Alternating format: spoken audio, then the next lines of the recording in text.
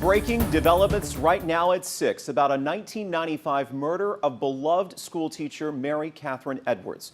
Jefferson County District Attorney Bob Wortham telling 12 News she knew her attacker. The two attended high school together and for the first time were publicly identifying the suspect.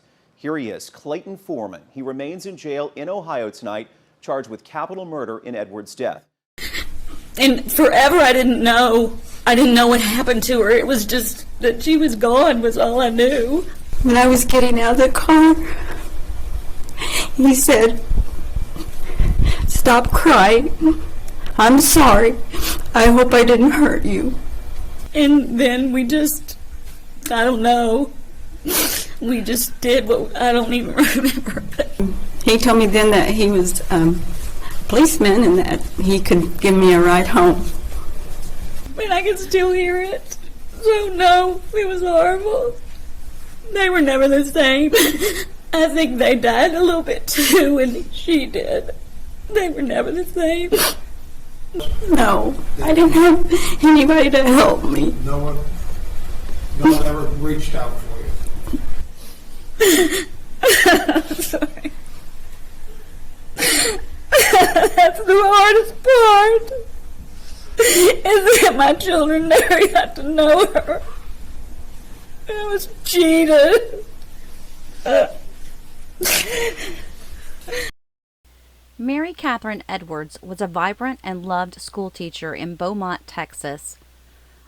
On January 14th of 1995, she would not respond to phone calls. Her parents went to her home on Park Meadow Street in Beaumont, and there they discovered her body in a bathroom. Mary Catherine had been brutally assaulted and murdered. She was 31 years old at the time of her death. Beaumont police detectives and Texas Rangers conducted an exhaustive investigation, but the case remained unsolved. On April 29th of 2021, after an investigation of 26 years by the Texas Rangers and the Beaumont Police Department, Clayton Bernard Foreman, 61 years of age, was arrested for the assault and murder of Mary Catherine Edwards. At the time of his arrest, Foreman was living in Ohio. He has since been extradited to Jefferson County, Texas, and his trial began this month in March of 2024. The trial of Clayton Bernard Foreman lasted 7 days. If you would like to watch the trial in its entirety, I am including a link to KFDM6. This is a tough case to listen to. What was done to Mary Catherine Edwards was atrocious. Wants to put something on the record, go ahead. Raise your right hand. Do you solemnly swear or affirm that any statement you make here today in this proceeding shall be the truth, the whole truth, and nothing but the truth, so help you God? Lower your hand, sir. Go ahead. Your name is Clayton Foreman, right? And you are the defendant in this cause of action, correct? Yes, it's the state, as you heard just a couple of minutes ago, has rested in a case in chief. You understand that? Yes. It is now our turn to put on our case. But in addition to that, it also comes to a time where there has to be an election made and whether or not you're going to testify or not. You understand that? Yes. We talked about this at length, correct?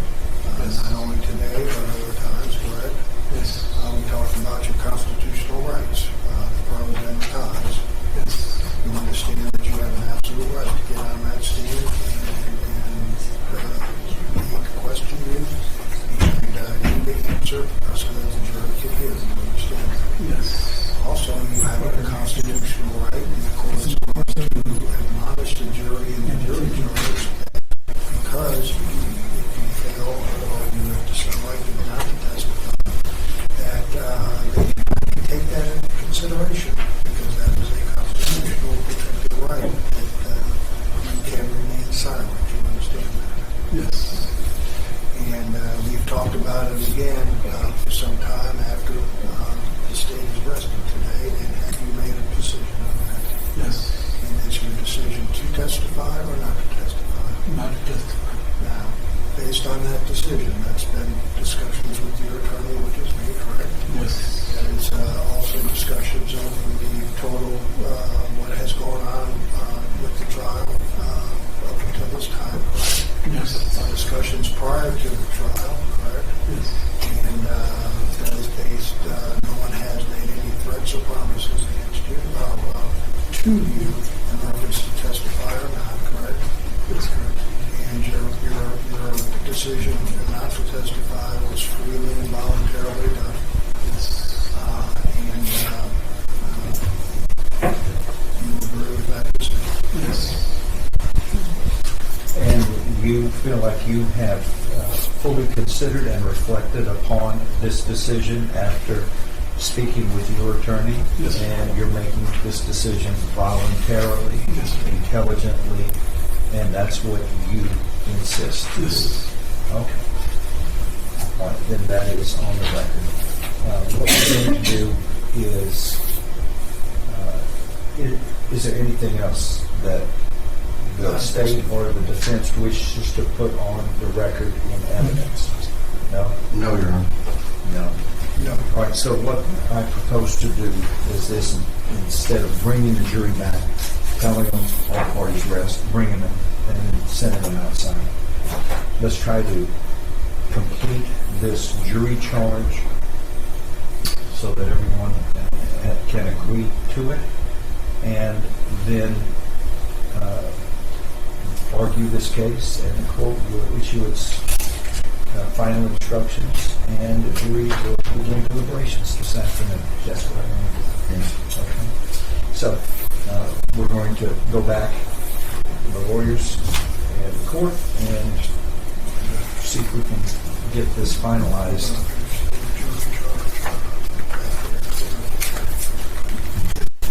All right, we are in recess. Thank you.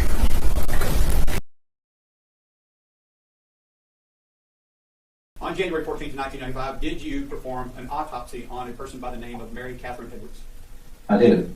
Homicide was my opinion at the time that I did the autopsy. Dr. Now, the jury's had a chance to look at those. Let's talk about the autopsy. Did you prepare an autopsy report as part of that autopsy, the condition of the body when it arrived, and what you did on each part of the autopsy? Yes, And did you also document each and every little injury that you could find on the body? I did. And did you make a cause of death and manner of death, your opinion in that autopsy? I did. So after you removed the t-shirt, the towel, then you started the external examination looking at whether or not she had any injuries. Is that correct? That is correct. Well, let's kind of go over the injuries that you found of blunt force trauma on Mary Catherine Edwards. Now let's describe to the jury first, what is blunt force trauma?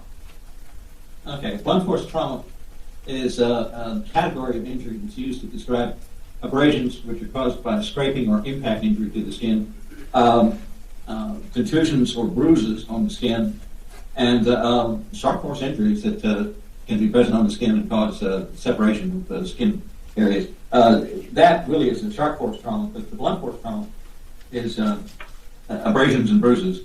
Okay. So let's talk about the injuries that were noted on Mary Catherine Edwards. I believe you listed in your report there were 36 different things that you noted. Is that correct? That is correct. Let's start with number one. Let me see if I can get something up for the jury here. I don't know if we can. We're going to try. Okay, back there. Turn out. Get this switched over. Doctor, I'm going to lose you for a minute because I got to show the jury this diagram, but we're still going to talk, okay? Let's start with number one. What was the first thing that you noted in your report? Can you hear me? Can you hear me? Oh, he's not going to be able to do that. We're going to do it the hard way. Let's switch back. Hang on, doctor. We're getting you back. There we go.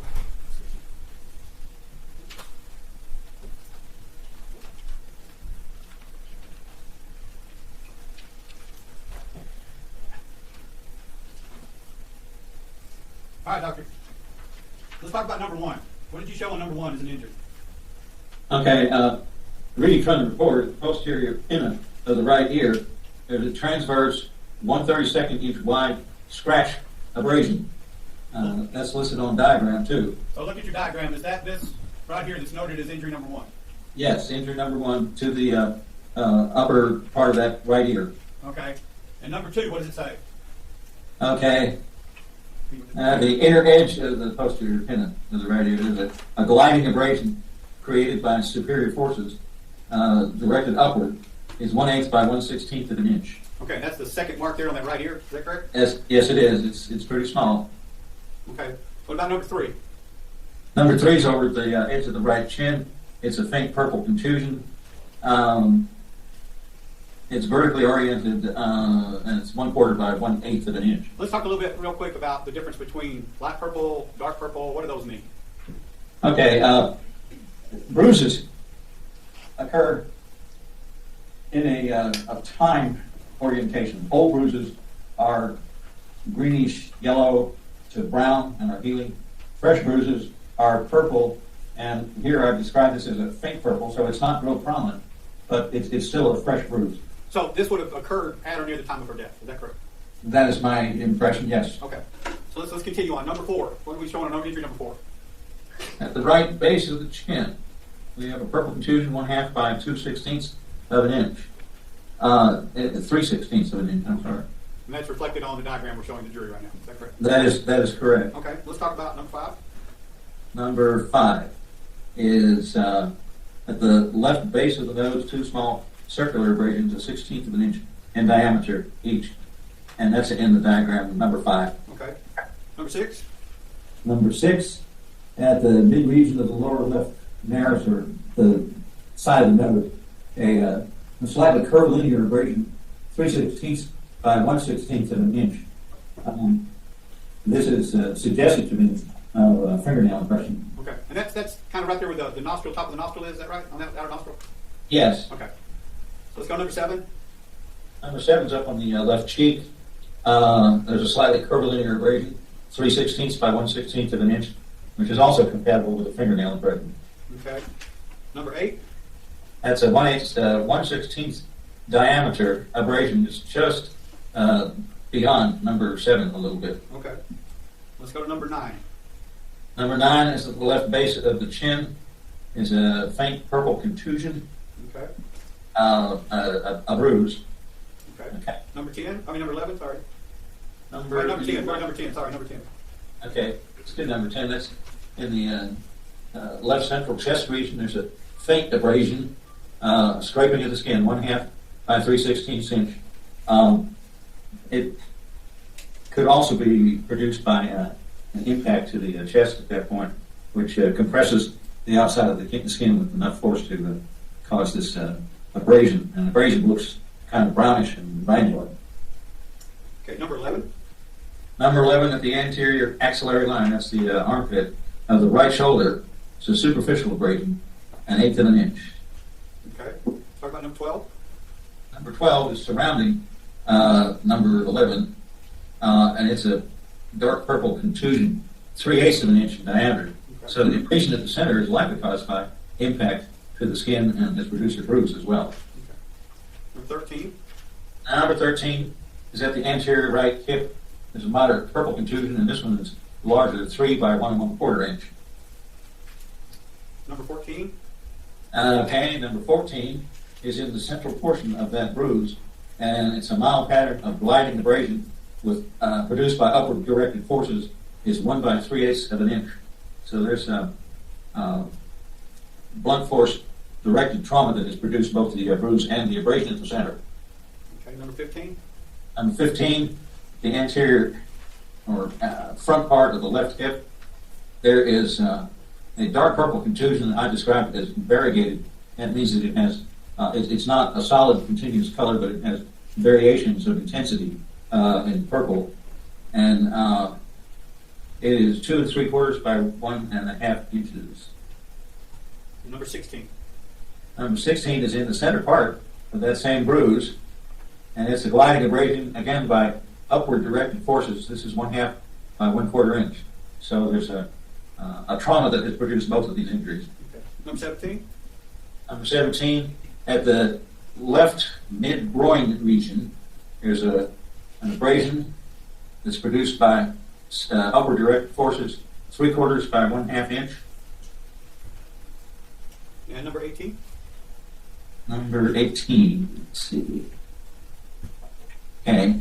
Number 18 is at the right lower mid-back region, and it's a superficial abrasion, 3/4 by 1/4 inch. I think you're looking at 19. One up from that, number 18. Okay. I'm sorry, the posterior shoulder region is a dark purple slanted contusion, 4 by 5/8 inch. That's a long one, yes. And then we just described 19. Yes, sir. We're a little bit below it. Let's go to number 20. Number 20, at the right posterior mid buttocks region, there's a dark purple bruise, 3/4 of an inch in diameter. 21. Number 21. Okay. Anterior right. Okay, front part of the right upper leg. There's an older healing contusion with brownish discoloration and yellow edges. It's 1 by 3/8 of an inch. Anything particular about those yellow edges? Well, it's all part of the same bruise, and like I said earlier, as a bruise heals, it goes through different colors, and the yellow and brown coloration is part of an older bruise. It was not part of the trauma that occurred at the time of her death. Okay, so that particular injury might have been an older one. Is that right? That is correct. Okay. Let's go to 22. At the right lateral upper leg, side of the right leg is a faint purple contusion, 2 by 3/4 inches. There it is. Okay, I see it. So it's on the side of the leg, but it's more frontward oriented, and it's like I say, a faint purple contusion. Okay. Number 24. 23. 24. Okay. Number 24, proximal right anterior tibial surface. Okay, this is on the upper middle portion of the front of the right leg. There's a faint purple contusion, 1 3/4 by 1/4 inch. 1 inch. 1 inch. And 25? On the upper surface of the side of the right foot, there's a faint purple contusion, 1/4 inch. And number 26. Number 26.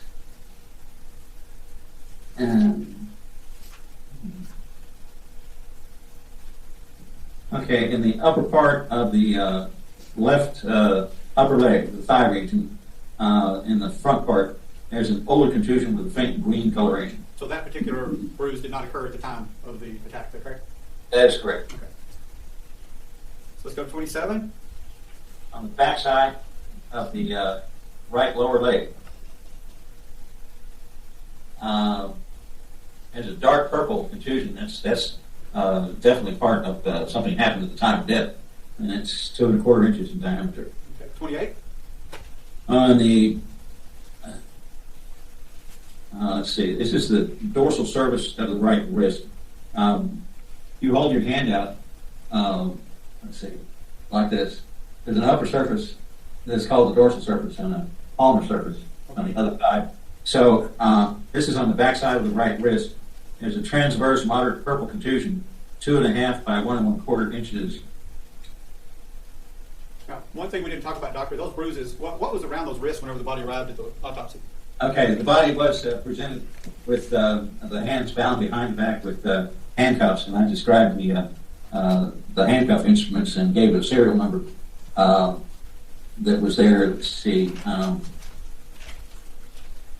where I have it. Let's see, just a minute.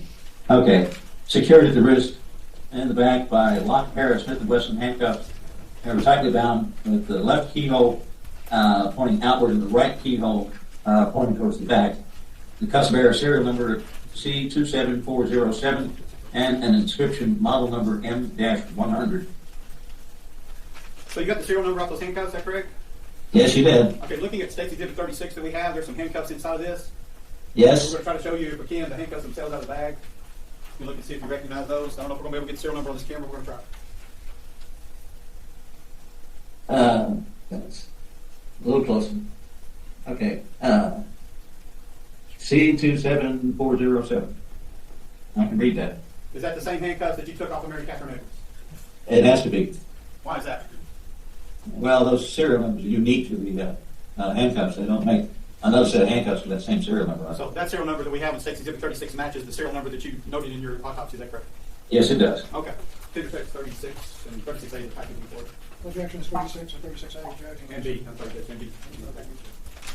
Clear that up on the numbers. Figure 36, 36A, 36B. No objections, all fair, Judge. So, Doctor, this contusion on the dorsal surface of the right wrist, is that from the handcuffs? Yes, it is. Okay. Let's go to injury number 29. What is that? Okay. Number 29 is a transverse scratch abrasion, 5/8 of an inch. Okay. So number 30? Number 30, again, on the right wrist on the top side, there is a non-vital impression mark from the handcuff, 2 1/4 by 1/4 inch. So what do you mean by non-vital impression? Okay, there wasn't any bruising that was associated with it, and that is something that has occurred post-mortem. So from the handcuff just being on her while she was deceased, if they rested there, that would create that impression? That's correct. Okay. Let's go to number 31. Okay. 31 is on the palmar surface, the bottom part of the hand, okay? Yes, sir. And it's the right wrist. It is dark purple contusion, 1.5 inches by 1/2 inch.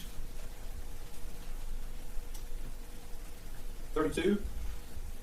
And 32 is on the palmar surface of the hand, the bottom part of the hand. And the thenar eminence is it's the base of the thumb, and it has a distinct prominence right here. Okay. It's called the thenar eminence. And there's a faint purple contusion, 1 by 1/2 inch at that location. Well, you moved down to 32. Look at, are we on 32? Yeah. Okay, 32. Yeah. You're right. You're correct. Go to 33. Number 33 goes to the left hand, okay? Yes. It's on the bottom side, and it's near that eminence from the base of the thumb. It's a dark purple contusion with a linear, centrally depressed area, 1 1/4 by 1/2 inch overall. The central depression is from the handcuffs. The bruise itself is from the handcuffs, but the central depression is a residual that has hung on because the handcuffs were still on when she got to me. Okay. Number 34. Number 34 is on the upper part of the left wrist. I said radial surface. Okay, that's over by where the thumb is. And there's a dark purple contusion, 1/4 or 3/4 of an inch in diameter. Okay, number 35. On the upper surface of the left wrist, this is on the little finger side of that wrist. There's a dark purple contusion, 7/8 of an inch in diameter. And finally, number 36. Okay, number 36 is on the upper surface of the left lower wrist. A series of 2 non-vital impressions, 2 3/4 by 1/4 inch and 2 1/2 by 1/4 inch. These are from the handcuffs and are post-mortem injuries. Now, was there anything else externally on Mary Catherine Edwards' body and her physical condition when she arrived at the morgue that caught your eye when you saw her? Yes. In particular, I'm talking about State's Exhibits 27, probably 26. Let's see what we got. 26 would be more like it. Okay. Oh, we don't. 27? 26 and 27, yes, sir. Okay, 26 and 27. Okay. So anything physically that stands out to you as far as determining her cause of death and what happened to her? Thank you. Okay, put this back in here. Okay, 26 and 27, used to show the shirt she was wearing, but also they show the foam that is present on her nose and mouth. It's just kind of streaming out, and it actually is present on both sides. And that foam is what led me to initially conclude that she had drowned in the bathtub that was full of water at the scene. I went to the scene. Okay, that's what I was going to ask you. Did you go to the scene? Yes. And there's about 4 inches of water in the tub. You said initially that led you to believe what? That she had drowned. So what else led you to believe she had drowned? Anything else, or just that? Well, the phone, but here I am several years later and a lot more experience. Well, and we're going to talk about that, Doctor, but at the scene and at the time, you believe that she had drowned. Is that correct? That is correct.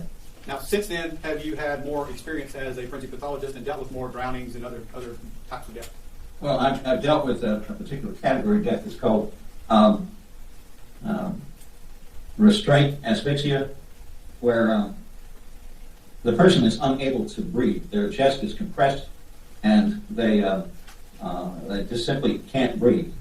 And the characteristics of that are that pressure on the chest puts pressure on the large vein in the upper chest that returns blood to the heart, and that produces a backup of blood because the arterial circulation is still beating from the heart, and it produces this upper body congestion.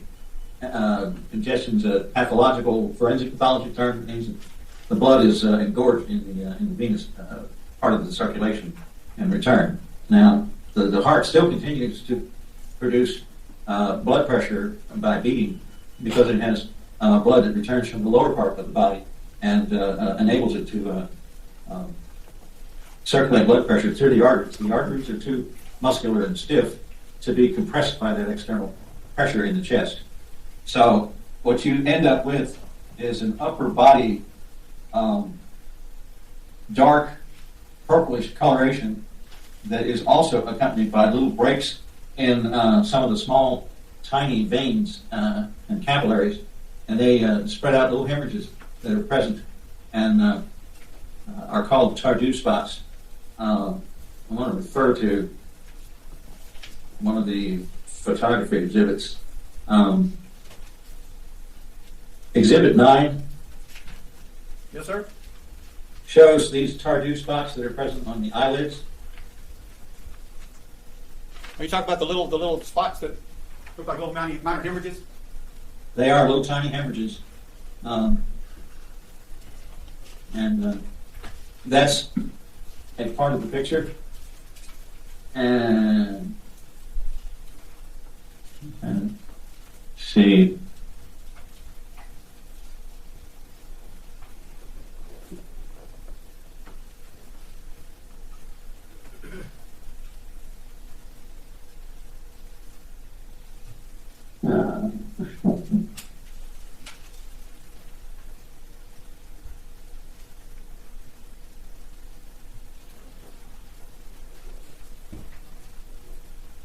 I guess that photograph is the one that I've got that shows that congestion. That Exhibit 9 is indicative of these findings that occur because the chest is compressed and the person cannot breathe.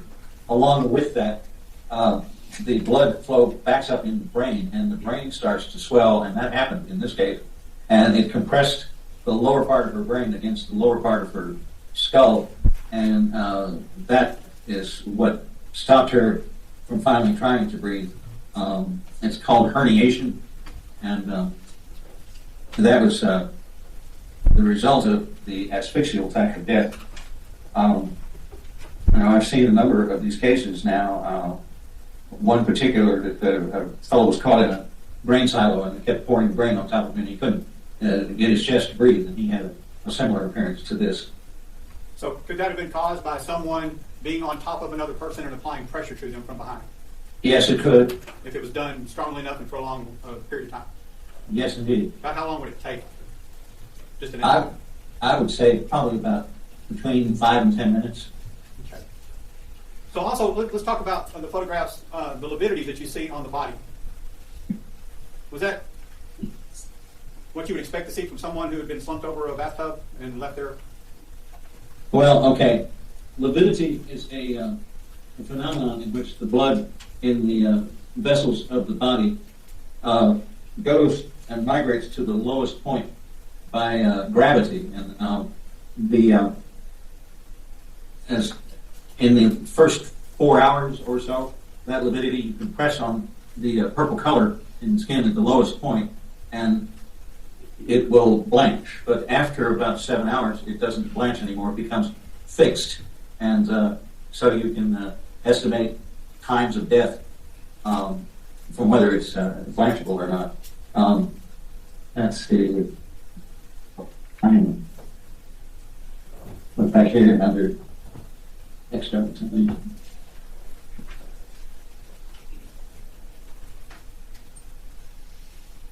Prominent anterior upper body fixed purple legal mortis, the target spotting on the anterior chest and face.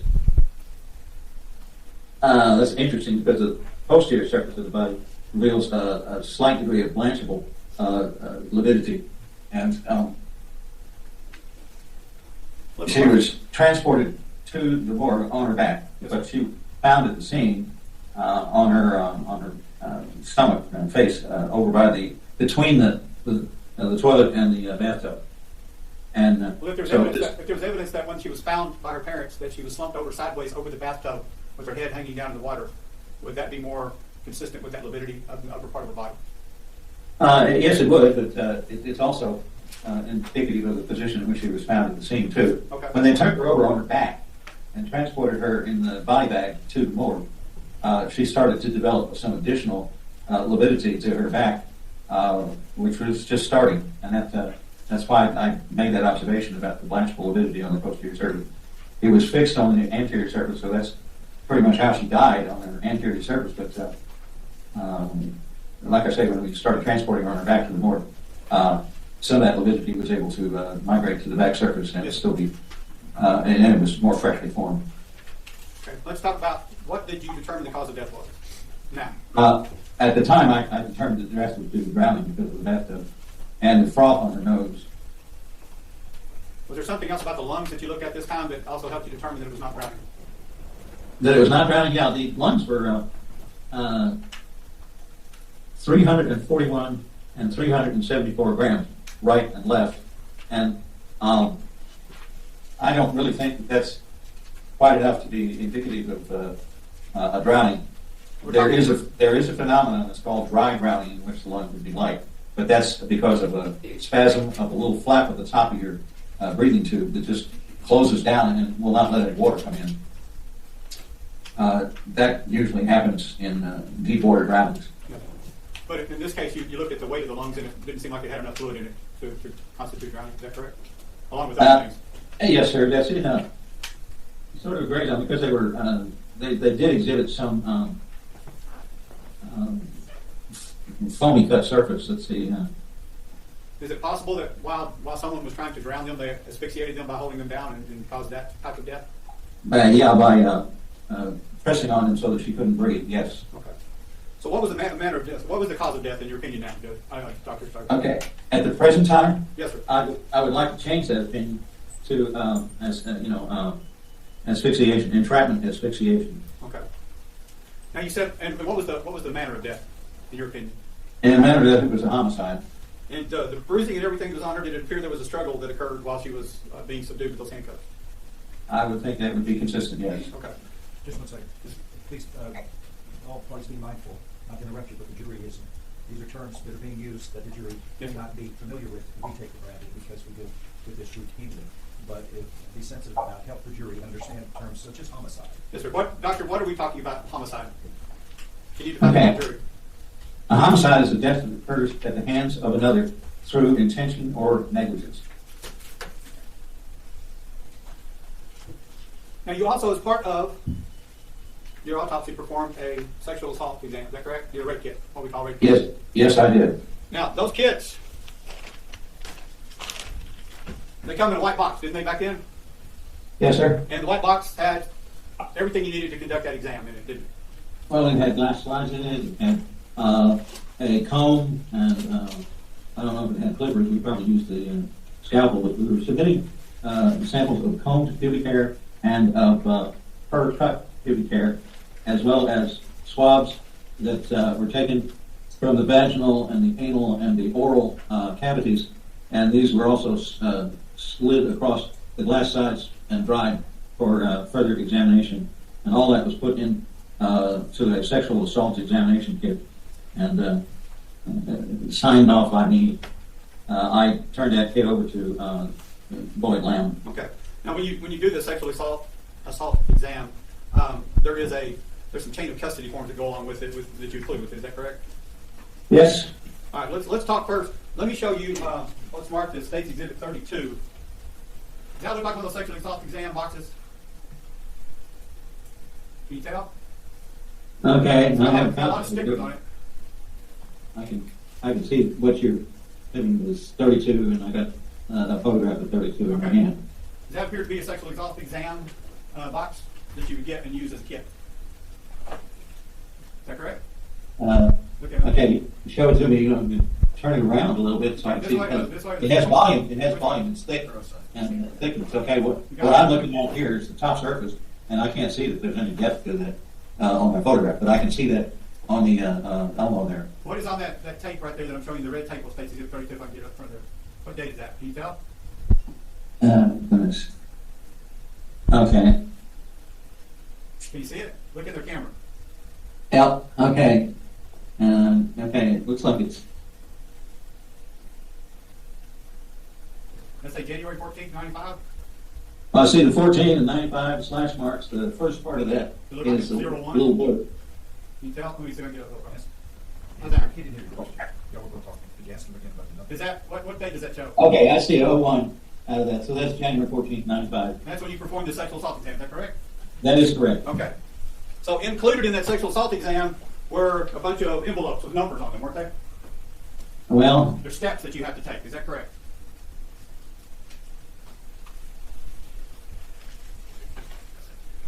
envelopes. I don't see. Let's see. Let me, you're going to have, if you look at the one with the blood, Doctor, I'll show you just a minute. Let me get these out.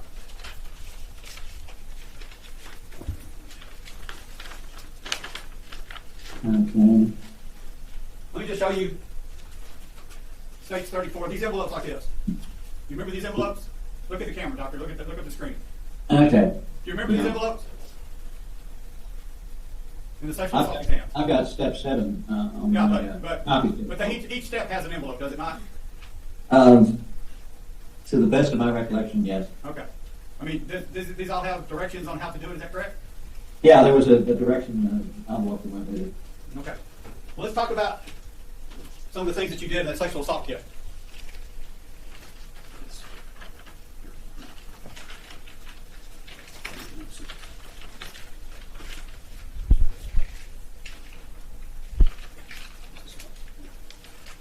Let's look at State's Exhibit 33. I'm going to show you some boxes that are State's Exhibit 33. I'm going to show you some boxes containing them and see if you recognize State's Exhibits 33A, B, and O. And I'm going to show you each one individually. This is State's 33A. Do you see anything on there that you would recognize? Oh, yes, indeed. I see my handwriting. And What else do you see? the Sharpie pen. Okay. And it's got the case number 95-011. That was my case number that I assigned to this. And this particular one is the anal swab. Now, notice you put Mary K. Edwards. It's really Mary C. Edwards, is it not? Okay, yes. Okay. Is that still the same autopsy number, and that's your signature, or your name written on there? Is that correct? That is correct, in my handwriting. Is that the swab that you took, the anal swab that you took from Mary Catherine Edwards? We'll show you the other side of the box to show you which swab it is. Show me Yes. the anal part. So, is that the anal swab that was taken from Mary Catherine Edwards? Yes. Okay, and when you did that swab, did you do the outside or inside of the anal cavity? When you I did the swabbed? inside of the anal cavity. Okay. So let's look at State's Exhibit 33B. Okay. Do you recognize that? I do. And what does that have on it? It has the same markings as the previous one. Does it have? Case number, the victim's name, the date, and my name, and my handwriting. Okay. And so you wrote that on that box, is that correct? That is correct. Okay. And this was taken on January 14th, 1995, like the other one was, right? That is correct. And was this a vaginal swab that was taken from Mary Catherine Edwards? Yes, it was. Okay. And we're going to show you 33O. Correct. 33O, is that? Do you recognize that? I do. And what is that that makes you recognize it? What's on there? Okay, there's the case number, the victim's name, The date of the examination in my name, and it's all written in my handwriting. Okay. This was on January 14th, 1995. Is that correct? That is correct. And is this the oral swab that you took from the victim, Mary Catherine Edwards? It is. And that was all part of the rape kit that you performed. Is that correct? Yes. Okay. Now let's look at State's Exhibit 35.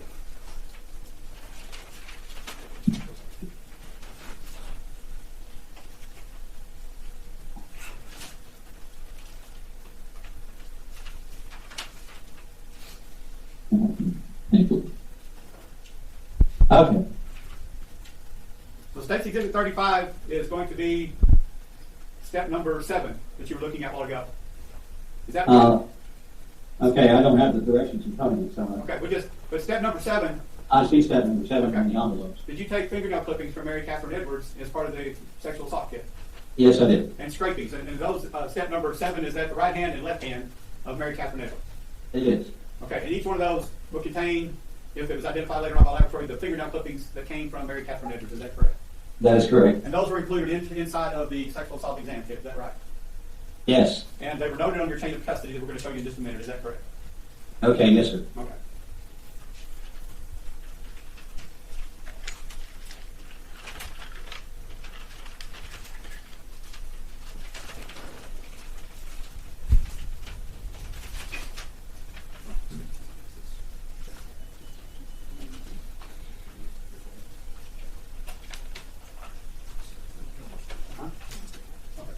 Let me show you State's Exhibit 34, Judge. Doctor. Is that step 8 of the sexual assault kit? It is. And what is contained in State's Exhibit 8? 34 on step 8. I don't know. Let's open it up and look at it. What does it say it is? Well, a blood sample. Okay, would that be the blood sample taken from Mary Catherine Edwards on January 14th, 1995? That would be correct. Okay. And when you take those, what is noted? How many tubes are in State's Exhibit 8? There should be State's Exhibit 2 2. tubes. Got it, Doctor. Let me put it on the record. Step number 8, State's Exhibit 34. Okay. Exhibit 34. The one we're showing you right now. Right. I'm with you. Is that the blood samples in there? What should be inside of there? Okay, there should be a purple stopper tube and a yellow stopper tube. Okay. One of them has EDTA as an anticoagulant. That's the purple stop. And the yellow stopper has acid citrate dextrose as an anticoagulant in it. And it's used for blood typing.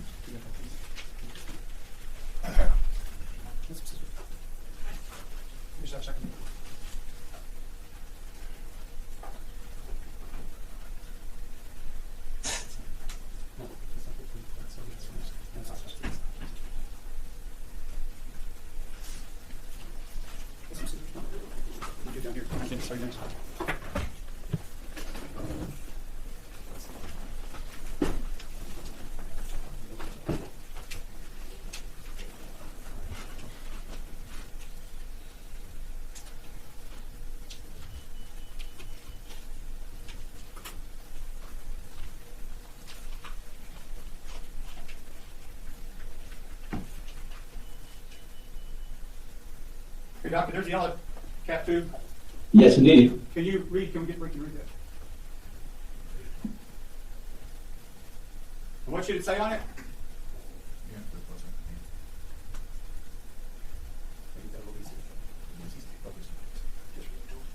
Unfortunately, I really can't read that. Here, Doctor. When you hold this up right here, it's going to be just. What is that? Is that focused? Which one is that? Okay, that's the yellow top tube. Can you read what it says on the yellow label right there? Wait a minute.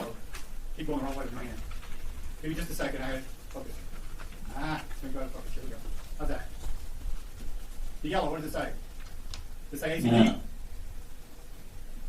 Does it say ACD solution? Can you read it? Can you read it, Doctor? No, can't read it. Okay. Mm-hmm. If this says ACD, we'll put it on the record. It says ACD. Is that the yellow top tube? Yes, that is the yellow top tube. Okay. Let's look at the purple one. You got the purple one? What's the purple one supposed to say? EDTA, I think. We're going to try a different way here. Can you read in the purple? On the screen? All along here. I'm waiting for this. Let's see. This, EDTA on it, yeah. Yes, okay. So those are the two tubes that were taking blood from Mary Catherine Edwards. Is that correct, Ms. Autopsy? That is correct. They're also listed in the chain of custody. Okay.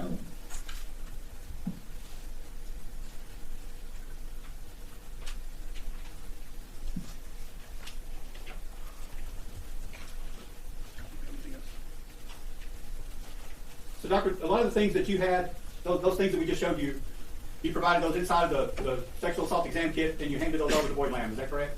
That is correct. And Boyd Lamb, you don't know what he did with them after he took them from you, do you? No, they need to follow a chain of custody and be signed off at each place. But we provided you with copies of State's Exhibits 2 and 3, which are the chain of custodies. You remember, you have copies of those, is that correct?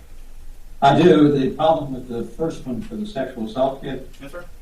I don't have the reverse side of that, but that would indicate that it was signed over to Boyd Lamb. So if you look at State's Exhibit 2 on the back side,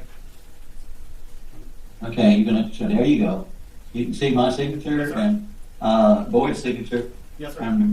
And that's where transferred custody. There should be a date on there, and that's what it's got. Okay, so if it says January 14th, 1995, that was when the autopsy was first, is that correct? Yeah, that is correct. Okay, State's Exhibit 3, which chain of custody is State's Exhibit 3?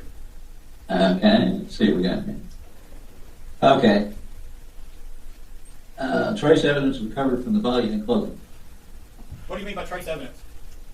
Okay, trace evidence is material that is collected from the body.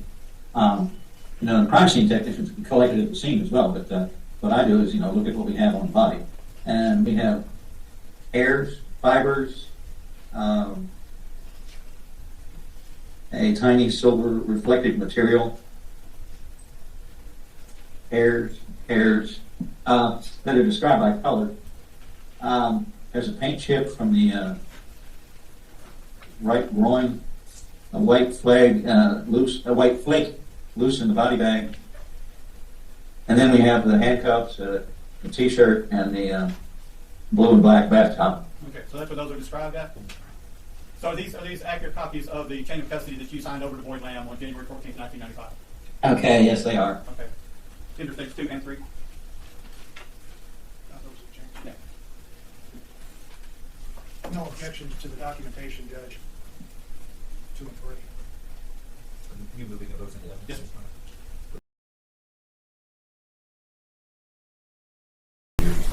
Doing arguments. Mr. Burbank, on behalf of the defense, when you were ready, sir. Please, court, counsel.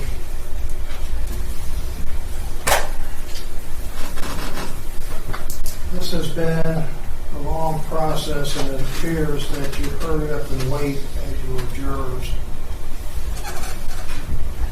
But as I know the state will do, I want to thank you for your time and patience. This is kind of a unique trial, though it's probably not my most unique one, because it spans over 29 years, and as you look at things and you look at what we have here today, there are no winners in this case. And I want to tell you my condolences to the family too, because this is very hard, because you would think after almost 3 decades that this would be put to rest and that they could carry on with the life, and I would imagine that this has opened up old wounds. But with that being said, there is also, as we talked about in voir dire, a system. A system that says, and we talked about it a little bit, where you, ordinary citizens, get to decide whether or not, on the day in question, January 14th of 1995, Clayton committed the offense of capital murder. During voir dire, you took an oath we talked about it, and when you sat down here as a juror, you took an oath, and I asked you during my voir dire of whether or not, one, y'all could give me 110%, which I think you did. I appreciate that. Because there is, and there was, a lot of things that was happening that had to be done in reference to connect all this legally. But the second thing is that I asked is whether or not, and we talked about, and the court has talked about, the state has followed the law. And You took an oath to follow the law. And what is the law? Well, the law is not really just based on your feelings. The law is what you heard, what you rely upon, and this charge right here and what you'll get. To follow it. And then you make your determination. And that's where this comes difficult, I would submit to you. Because there may be feelings that you might have saying, well, maybe they didn't do this or do that. Well, as the court has said to you and the court has outlined in this charge, they have the burden of proof to prove each and every element beyond a reasonable doubt. Beyond a reasonable doubt is up to you. So, the other thing is that unlike other trials, there really isn't a punishment phase here. It's all or nothing. So that means you can consider everything. What's the consequences if it's guilty? Well, it's life. What's the consequences if it's not? It's not guilty. See you later. Goodbye. And there's a big difference there. There is no between in reference to a lesser included or something. Well, maybe we'll kind of meet in the trick between. So it's all or nothing. And I point that out because this is where I submit to you is the difficulty in reference to what I want you to consider. Now, as the court has said, and I will tell you because this is the last time I get to talk to you, good or bad, that what we say is just argument. What I'm going to say is just what I perceive what you should consider, but it's not the law, it's not the fact. It's not what has come from this witness stand or the evidence, which I hope you'd all go through and look at, good or bad.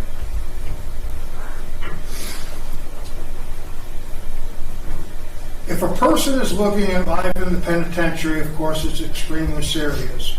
Just as the offense is very serious. It's murder.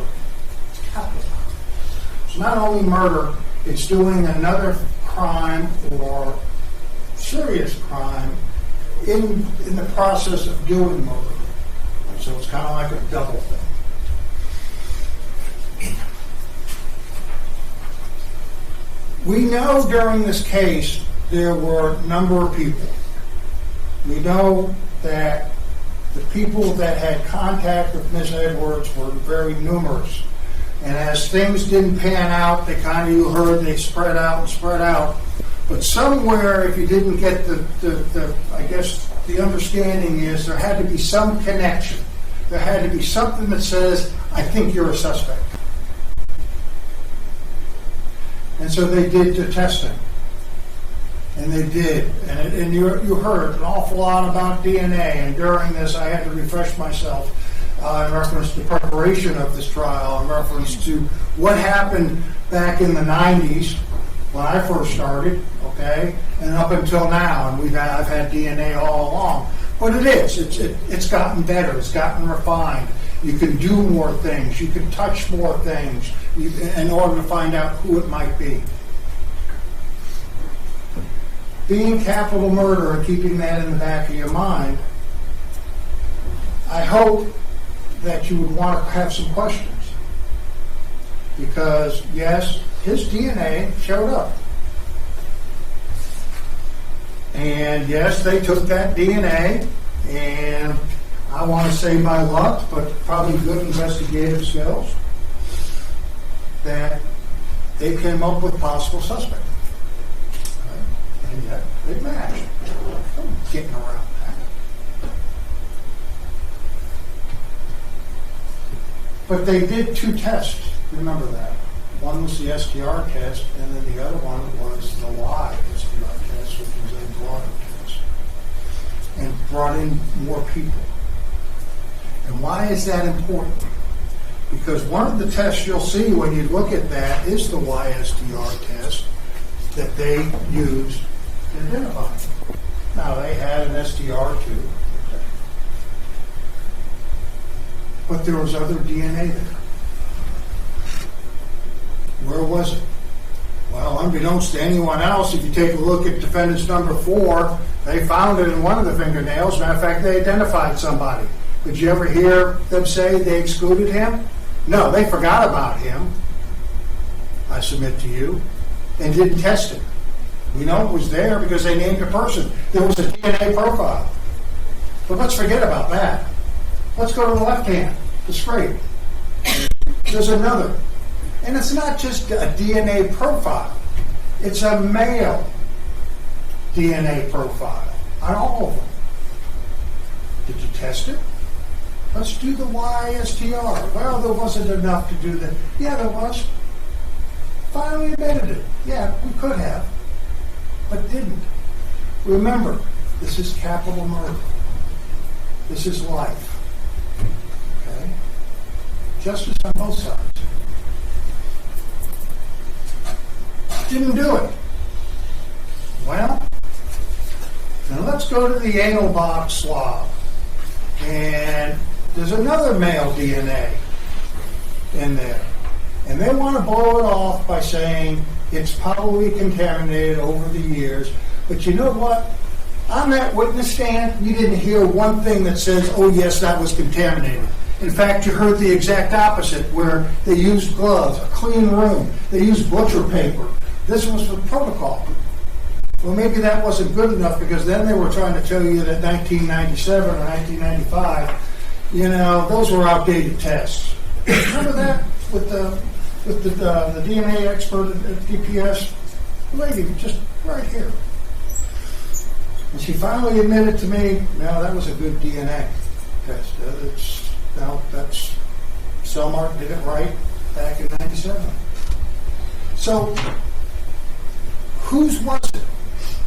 Fingerprints. Whose was it in the sense of, did you try to test them?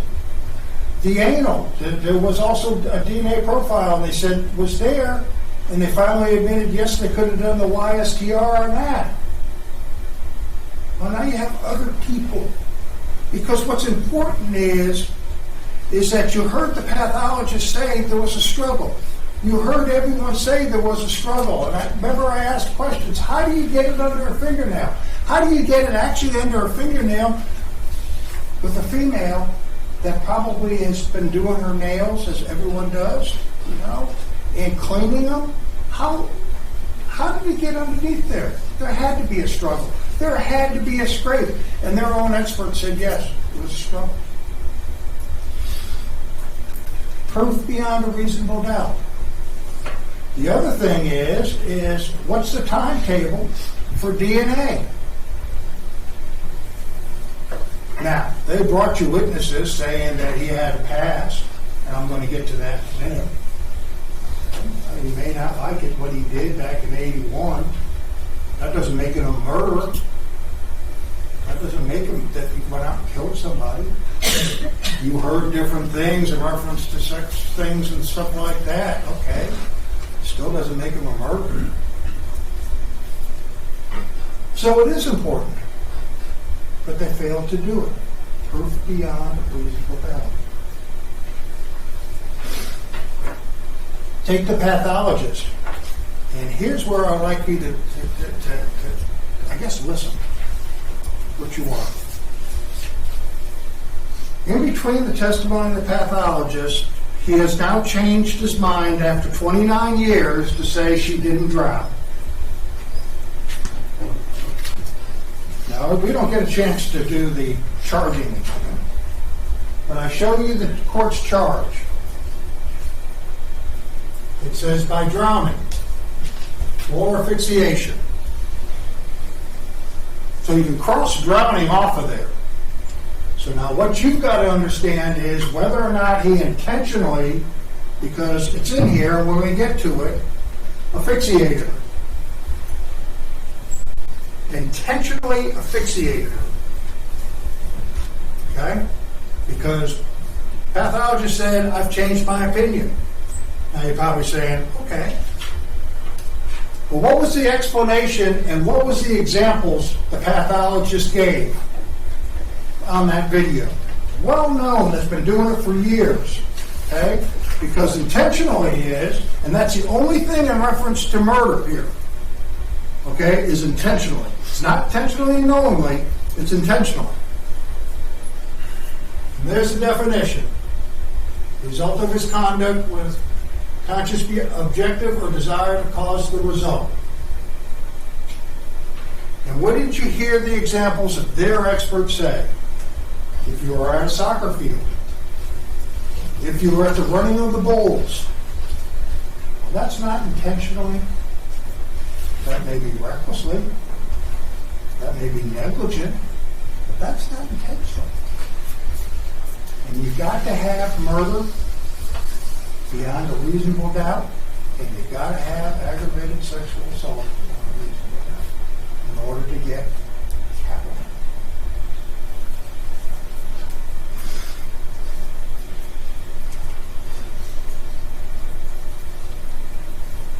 After all the experts, they decided that they wanted to call other people, being past associates. And they now want to play Monday morning quarterback for the last one, and I'm going to clarify that.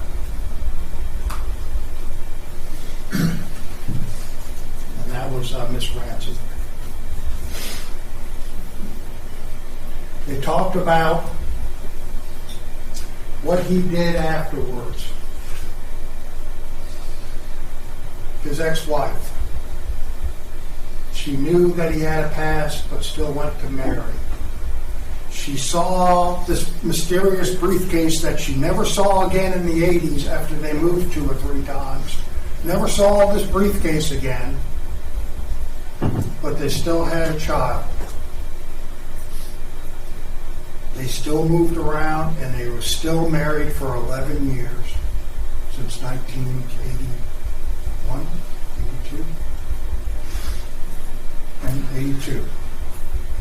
But everything was fine until they decided to get divorced.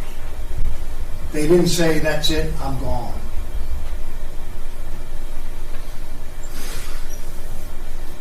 They bring in the fiancé. I did checks. I knew about the past.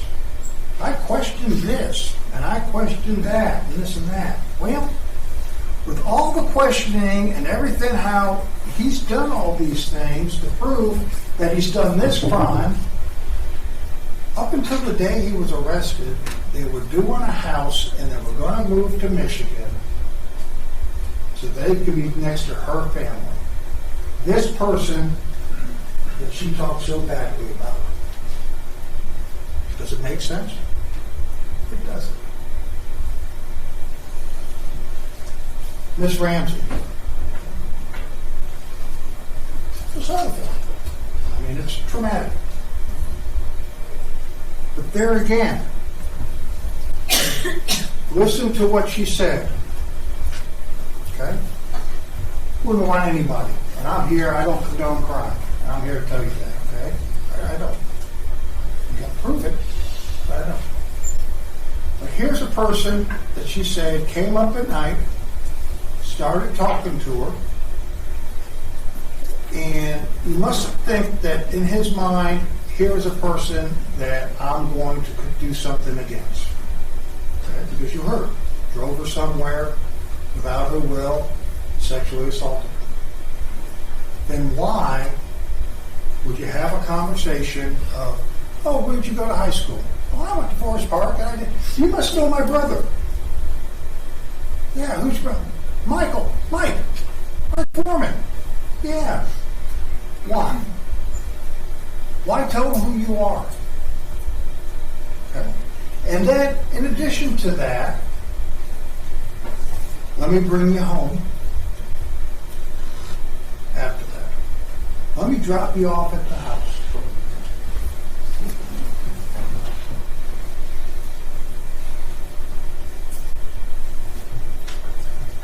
Her perception of sexually assaulted, I'm not going to challenge because that's hers. And it's terrible, and you saw how she acted. Her response to the questions. I'm not downplaying that. But to fortify that, take a look at 160A. On the bottom of it says someone did contact her. Somebody, she agreed to whatever the plea bargain was. It was not sexual assault. It was just aggravated assault. It was deferred, and though he could have gotten the maximum of 10, it was 3, and it was put on non-reporting or deferred or possible early termination. And you've got to question that, and you've got to put it in perspective. And that's how they're trying, I guess, to prove he did what they said.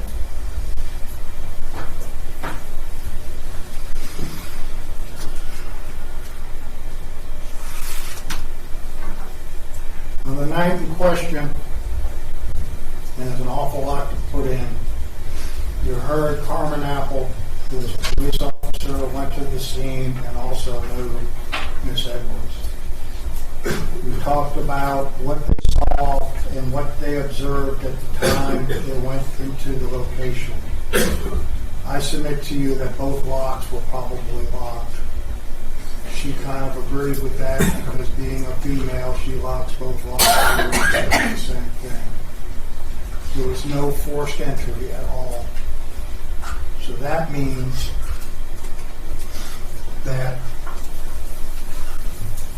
one, if you take it that it happened at 2 o'clock in the morning, she voluntarily let him in. I question that, especially if there was no contact between the wedding and 1995. And 2 is, that means that possibly, or because I asked whether or not there was any struggle downstairs or up the stairway, that voluntarily went up there stairs, which doesn't make sense at all.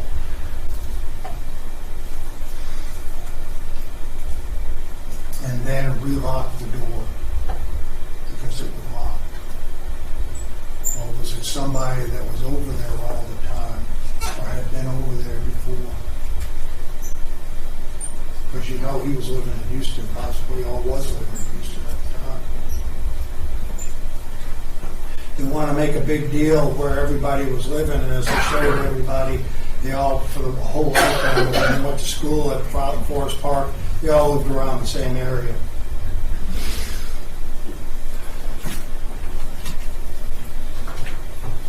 This is a difficult case.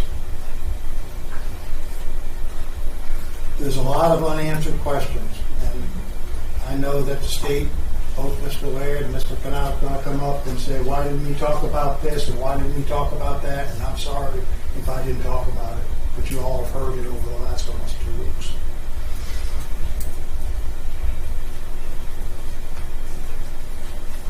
You may not like him because of what people said, but I submit to you they have not proven murder beyond a reasonable doubt, intentionally causing it, based on their own expert. They have not determined who the other person was, the DNA from the struggle, from their own expert that was underneath their fingernails. Sometimes they said there was a struggle with her tied behind her back. Sometimes they said there wasn't, but somehow there was male DNA on both sides. Or the other DNA in the anal swabs that they didn't. They could have. They could have excluded it and got right up there and said, we did check it. We knew who it was because they knew back from Selmar who it was, and we excluded it. And we know where it came from, but they didn't. You're gauging life and not life in reference to punishment. So it means a lot. I thank you for your time.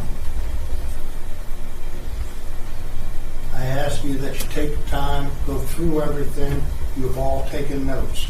Though you can't share them with other people, refresh your memory on a lot of things that were said and a lot of questions that weren't answered. You can assume a lot of stuff, but when you assume stuff that doesn't come, I will submit to you, does not come up to the burden of beyond a reasonable doubt. I will submit to you that beyond a reasonable doubt is a decision that you make in the most important of your own affairs, and that you rely upon it. walk on out the door, whether it's guilty or not, that you do it. I hope that it's not an easy decision because, as I said, both sides is very painful, and it isn't. But you all have been called upon to make sure you value or you judge the credibility of the witnesses, but you apply it, as I say, to the law. And in this case, I submit to you, they have not met their burden of proof beyond a reasonable doubt. Thank you all very much for your time. State of Texas. Please, court. Yes, sir.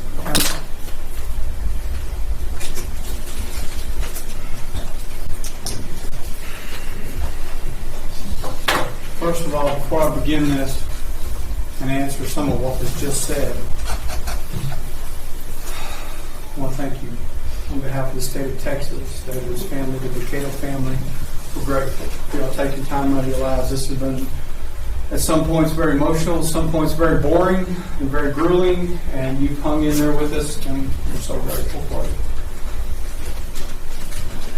I also have to remind myself when I start this that my job in this first part of the argument is to summarize the evidence and to allow Mr. Knapp to stand up and to answer a lot of these arguments that are going on. But if you think that Paula Ramsey just perceived that she was sexually assaulted, I'm insulted. And you should be insulted too. Simply because somebody didn't explain some paperwork to her thorough enough of a 19-year-old child who did not know better about the legal system, he takes advantage of it? No. That's insulting. After what she's been through and the bravery she showed getting up on that stand and testifying, that's just insulting. Let's talk about what we know. I told you when we did opening statement, this is what the evidence, I expect the evidence is going to show you, right? That's what I said. Now we've seen it. Let's see how we did. Remember, our first witness was the 911 call, but we're going to kind of do this in kind of the order that I think I should do in my story again. So we're going to talk about Allison Bricado, twin sister to Catherine Edwards. And as I go through this, I apologize if my blood pressure is going down and I'm not as eloquent as I normally would like to be. And if I forget to say something, we're not evidence. What we say is not evidence. What he said is not evidence. All the evidence came in here. So Allison told us that Catherine was a 5th grade teacher at Price Elementary. She'd gotten off work that day. She went by Alice's to pick up her dog, Maggie, remember that? And they talked for a while. Then she went home. She walked her dog, talked to Allison again on the phone, and said goodbye. But then we hear that Matthew Witch, that night on January 14th, 1995, early in the morning hours, was about 2:30 or so, here's the noise. I want y'all to think about this because this young man is 12 years old at this time. You know, you get to see him up here as a grown man, but he's 12 years old, and he gets awakened by something. And what he hears is there's a knocking or thumping noise, and it's coming from right next to him. There, his bedroom shares the stairs next to Catherine's townhome. They're butt up the walls against. He's right there at the stairs, and he hears some thumping going on. It stops, remember? And then it goes back again a little bit farther on. And then he hears somebody running down the stairs, right? And then the car drives off. Don't know if that car was the person who was in the car, because the car's coming all the way out of the night, but he hears the door open, close, and the car drive off. Never sees anything, never looks out the window, never tells his dad, never wakes anybody up to say, hey, I heard something next door. Merrill Cooper, who lived in that same townhouse, 10003, Park Meadow Drive. Lived right next door, shared a wall with her bedroom. Remember, there was a closet between them, but there was the bedroom they shared. And about 1:30, he hears thumping noises. Tries to say that it was a potted plant, but it lasted for 60 to 90 seconds. I want you to think about that, because all I keep hearing over here is there was no struggle. And what he wants you to think about a struggle is two equal people who are having a fight and who are clawing and hitting and screaming and fighting.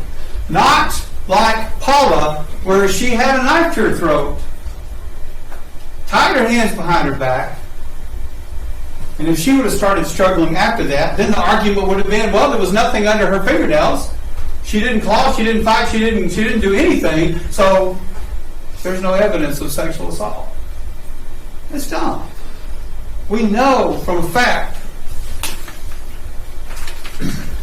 that she was cuffed. You know why we put stuff in like that 404B? Because we start talking about consent. We also talk about opportunity.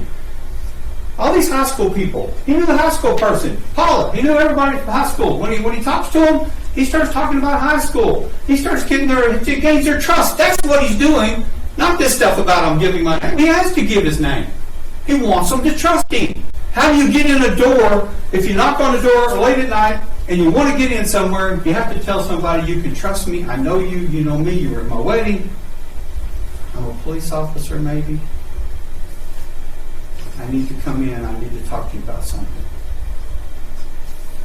And then the weapon comes out. So there's no struggle. You're cuffed. And then you're led upstairs. And when you get upstairs, you begin to realize that maybe this is not where you want to be, and the fight starts. You start struggling a little bit on the stairs, using only what you got, which is your feet kicking. You're trying to get away. You get in the bed. You're thrown in the bed and pulled back. All that thing just goes to the struggle. And you hear on the stairwell, there was a thumping. Now we've got upstairs in the bedroom, there's 60 to 90 seconds. I dare you to sit in your jury room for 60 to 90 seconds to see how long that is. And tell me there wasn't a struggle. Tell me this poor woman who's cuffed with her hands behind her back. Remember when I asked Detective Llewellyn about why do y'all cuff people? Why do you cuff them? To control. So she's cuffed. They're hearing this thumping noise. Now that's either the struggle that's going on, or that is the headboard hitting the wall while this man is brutally raping her. And don't you get any ideas about this not being an aggravated sexual assault? She ended up dead. You don't call that serious bodily injury. It says causing death. She's dead. She didn't die of natural causes. She died because that man intentionally put her over a tub, mashed her down, held her down, was trying to drown her, and ended up asphyxiating her. And we'll talk about that in a minute. 60 to 90 seconds. So after that, he doesn't hear anything, and guess what they do? They go back to sleep. Nobody checked on Catherine. Nobody called. Nobody called the police. Nobody banged on the wall. Nobody rang the doorbell. It interrupted all this. Just went back to sleep.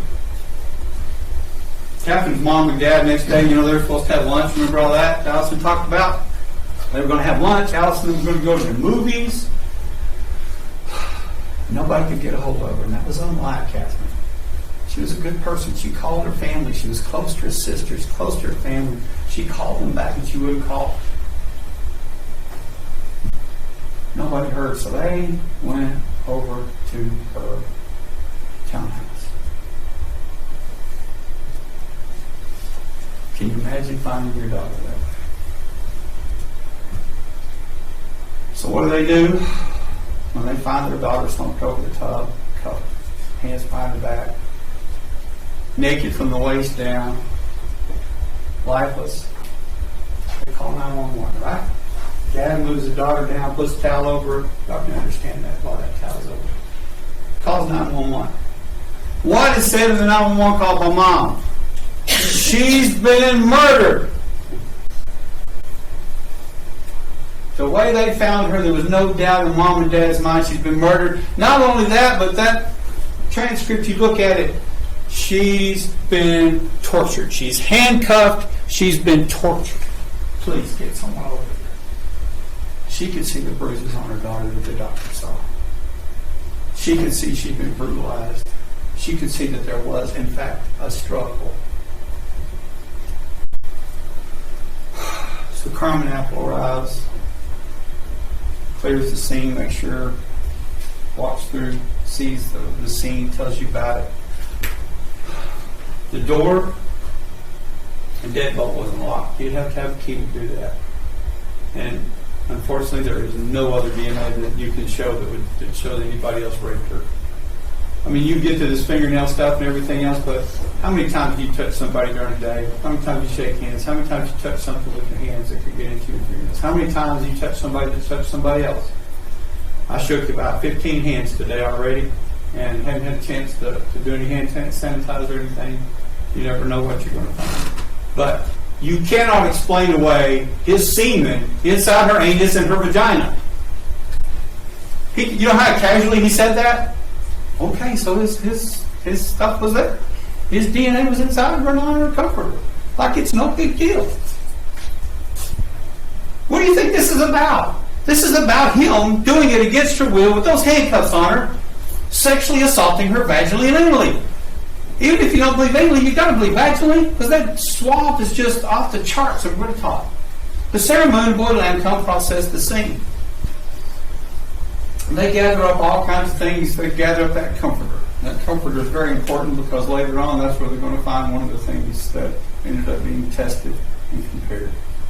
But not the major things. Y'all got to understand something. We're going to talk about the little chain of custody and why we went through all that. But Dr. Charles Harvey does the autopsy. And yeah, he could have sat up here and said, you know what, I'm going to stick to what I think it is. But after looking it over, he's had more experience since then, a lot more experience since then. And looking at it, he's changed his opinion to asphyxiation. But there was water in her lungs. So you got to understand something. It didn't weigh enough to where he thought it drowned her, but there was fluid in her lungs. You read that autopsy and you know that there was fluid in her lungs, which meant he was trying to drown her. Y'all get that? Why was her water in the bathtub at 2:30 in the morning unless he ran it? And was trying to. That's that intentionally part of what he's trying to kill her. It's ridiculous to think he was doing anything else. We know she was sexually assaulted. Doctor said, when they asked, well, how can you tell whether it wasn't consensual or not? He would have said, well, she's cuffed and she's dead. That's pretty clear evidence that it was not a willful choice. So he does the sexual assault exam. That starts the swabs. That starts the blood, so we can get a profile. That starts everything. He gives that to Boyd Lamb, the chain begins. Now I'm going to tell you what the chain of custody is all about. The reason we had to go through all this stuff to make you bored to tears, and to listen to the fact that we had to go from laboratory to laboratory to laboratory to police department to laboratory with it sealed, was simply because we had to show you that absolutely no way was there any other way that his DNA got on her other than him putting it there at the crime scene. That other stuff about degradation and all this other, that stuff is just makes the DNA less readable sometimes. All right? It doesn't change it to his DNA. So when you start falling for things like that, you need to listen. The deal is the chain gives you confidence that there was no tampering with it by somebody placing his DNA. Because guess who was not even on the radar the whole time they were testing it until it got to Houston? Him. That's the whole thing about this, guys, is that helps everything because he wasn't even on the radar. We weren't testing anything of his. We didn't have any of his clothing. We didn't have anything to compromise it or to tamper or to get cross-tampering with any of the samples because he wasn't even anywhere on the radar. Nobody knew he was it. We just started off with getting this stuff, taking it. They took it to FBI to do some tracing. They took it to Cellmark. Melissa Staples tells you it got to Cellmark. They got a profile. They ruled out a whole bunch of people. That was what all these other labs did that you can count on is you look at it, and they ruled out all these people. Every time they had somebody that was in there that came along, they set their blood up, get their DNA. Those people consented and gave their stuff, and they took it. and they had it tested, and they ruled people out. They had victim swab, blood, nails, comforters. They eventually had, Cellmark had it all. And they made a DNA extract, which Oxford's going to use to match their stuff. But look at it. He's not anywhere in the radar yet. Not even mentioned. Not even thought of by anybody. And they checked out, you heard Detective Lowe, we'll talk about that in a minute. They checked out every rumor they could think of. Even rumors. And there was no way his DNA got there except he put it inside Catherine when he raped her and killed her on January 14th, 1995. So they ruled out some people. So Angela Fitzwater, she gets that comforter when it comes back to the Jefferson County Crime Lab, and she starts looking and finds the little semen stain. Remember, we showed you the cutouts. I'm not going to hold it up again. There's the cutouts that she made that started being tested. And guess what? Not only did the swabs have him, but it's on her comforter. And that's important because look at that bed. With that top sheet and the fitted sheet being pulled back, yeah, there was something going on in that bed. That's not just a normal person sleeping. That's where she was raped and attacked the first time. So she makes the cuttings. She also logged in a bunch of evidence and sent out a bunch. You've seen her initials on here. Everything she got was sealed. Just like Linda Johnson. She logged in a bunch. She sent a bunch out. It all came forward and back, and that's what laboratories do. They make sure that it gets to where it's going and it comes back sealed up. Cassie Carradine in Austin, she got some stuff. She got the DNA extract. She didn't even get into the loop with all the other stuff. She got the extracts. She did get the anal swabs and she got the fingernail cuttings, but she just basically had the extracts and didn't have anything else. When she got the extracts, everything else got sent away, and she sent that. She got the test extract. She ruled out a bunch of suspects. Understand? When Detective Llewellyn said that this was a great deal for somebody doing a cold case because they had ruled out everybody even rumored, it's amazing how many people they ruled out. About 30 people. Y'all think about that. If you've ever followed any other cold case or any other case on any investigations, you know they don't rule out a whole lot of people. But they did in this case. And then after a while, the case just went cold. They ran out of people to test. They ran out of people to talk to that they could think of. So they just ran out of ideas what to do. And people would pick it up like Detective Llewellyn and look at it from time to time and kind of figure, what can we do? Brandon Best works for Texas Rangers, cold case investigator. And he comes and they decide they're going to try to do something. They decide they're going to try to use forensic genetic genealogy. It's something people are trying these days, something to try to help them get a lead where they can't find another lead, because when you run out of ideas, you've got to figure out how you can get a lead. Because once you get a lead, then you can investigate some more. So here they are.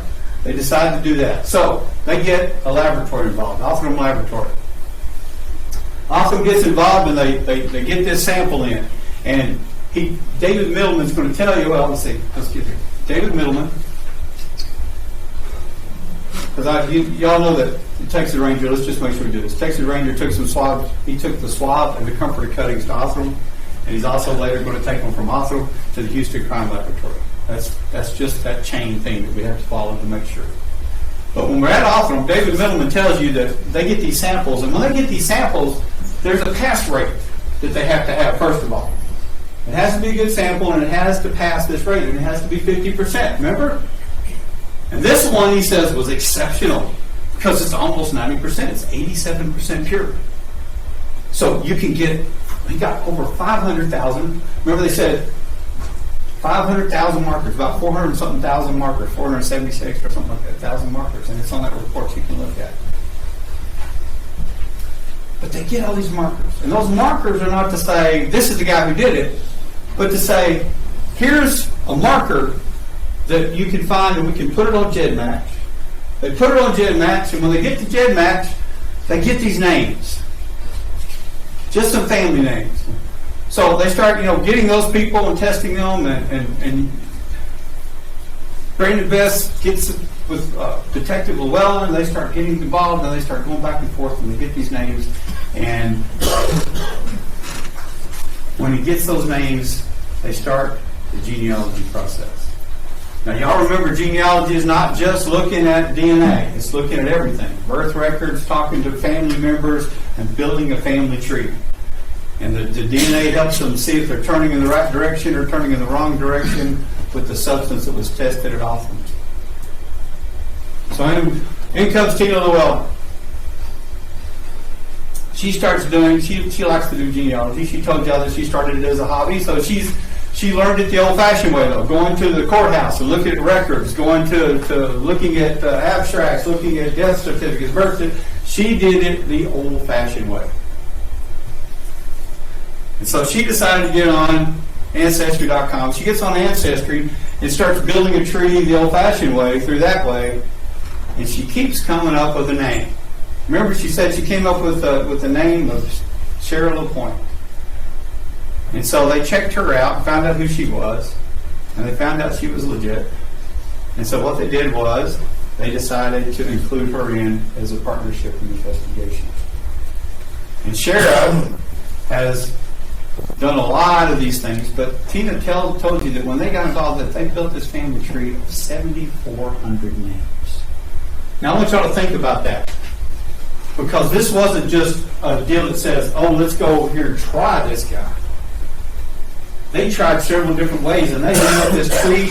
They went 7,400 different people they looked at in that family, all the way from the 1800s back, all the way down to the most current people.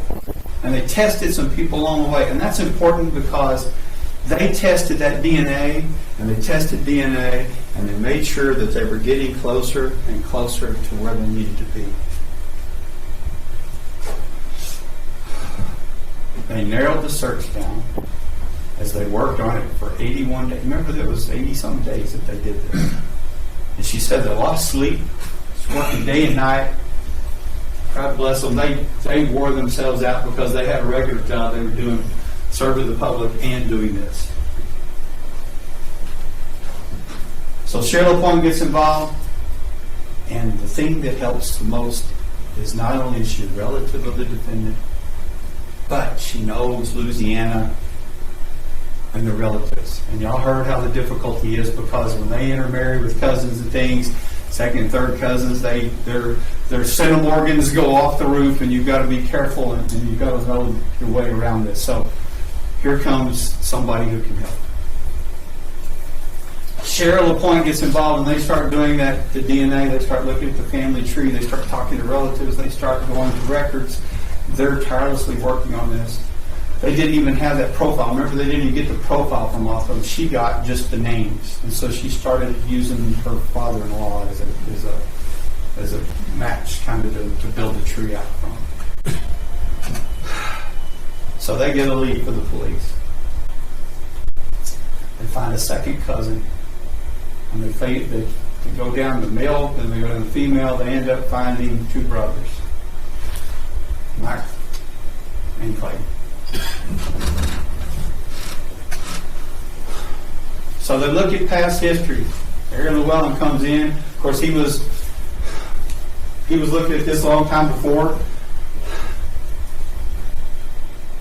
And his deal is, this makes this important, is because he looked through every record, every document, everything in that entire file from 1995 to present. And I will tell you from personal experience that takes a while, because we've got boxes in our office. And looking through those documents, there's only one mention of the defendant in all those documents, and that's from his wife, his ex-wife, who at the time was talking about Clayton. Not even from Clayton to... That's why he's nowhere on this radar. He has a connection to her, but it's not a personal connection where anyone would think of him, which makes this a great crime for him to commit. He also discovered that blue cap that was laying up there belonged to the father. It wasn't just some stranger that killed her or somebody that left it there. It was the father's cap that was laying there. He's the one that took swabs from all these people. His wife and them were working tirelessly on the computer. He's the one that's got to go do the dirty work. He's got to go swab the people, take it to Othram, and get it tested.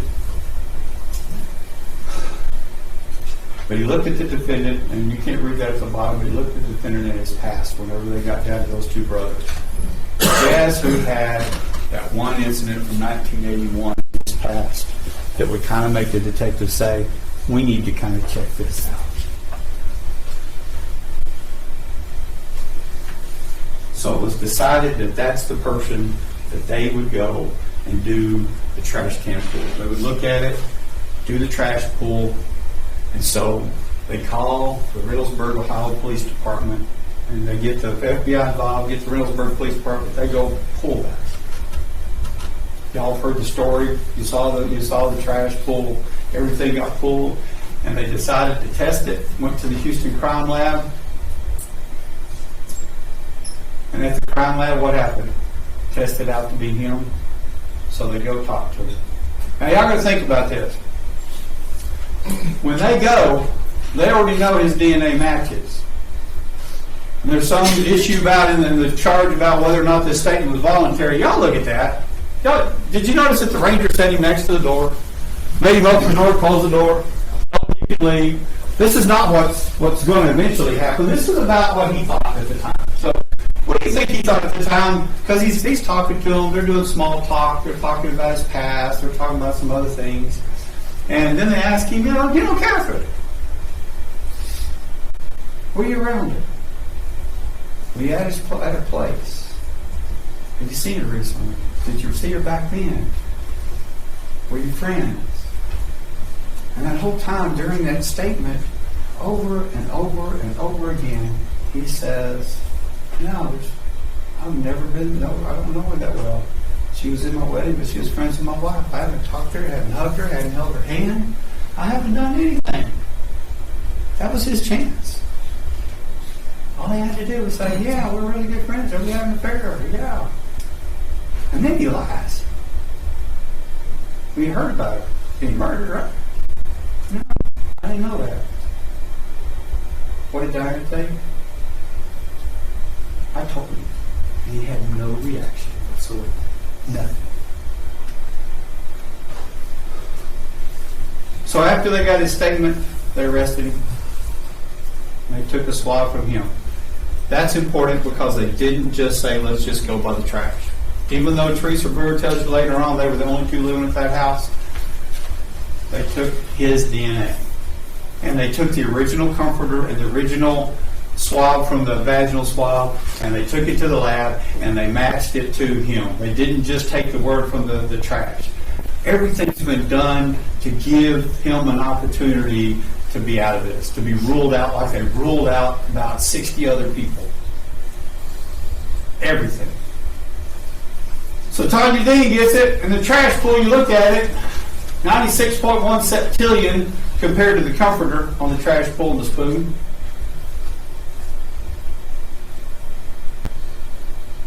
$213 septillion on the swabs, the spoon, and the vaginal swabs. You remember how many zeros that is? Y'all have those little aids to look at it. You can look at it, see how astronomical that number is of it being her and one other unknown person or him. It's him. It's always him. Even his defense attorney a while ago said his stuff was in her. But we don't know how. So she tested the DNA from the defendant to the crime scene, 444 septillion on the comforter cutting, 61.1 septillion on the comforter cutting on that, to the epithelial. Sperm cell fraction on vaginal swabs, 461 septillion. Do you need to really hear any more? I mean, it's his stuff inside of her. We know that. It's not anybody else's. And it wasn't done voluntarily. You know that because he killed her when he did it. You know that because his stuff's in her. She's found dead, cuffed behind her back. And he's up there in Ohio denying he's ever been around her or ever known her. Why? Diana Cole was married to him. She asked him about his arrest. Remember what he said? That was a mistake. I got drunk and felt her up. That's not an aggravated assault as the lawyer was just arguing about, was it? That in itself says he was sexually touching her, not threatening her with a knife, which is what he pled to. She married him anyway. You know, we always ignore red flags sometimes when we get married to people. But then she ignores a big red flag when she sees those cuffs and a gun and a briefcase. Now remember, this is before he was accused of doing this. This is before 1995 when this happened.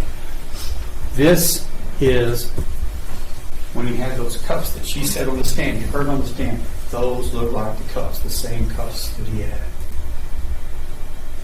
Now later on, he's going to have a different set of cuffs. Defendant was familiar with the area. Even his lawyer went around all the time that he was around that area, lived around that area, knew that area. His mom lived in that area. They had lived in that area. And Catherine lived in that area. She walked her dog quite often. We'll never know how he got connected with her right before her death. We don't have to explain that. We just have to explain that he did it. Told the defendant Catherine had died. She said she told him. He didn't have any feelings. No reaction whatsoever. And the funny thing is later on when he's talking to the detectives, he just lies about it. Teresa Brewer, she was engaged to him at the time this came out.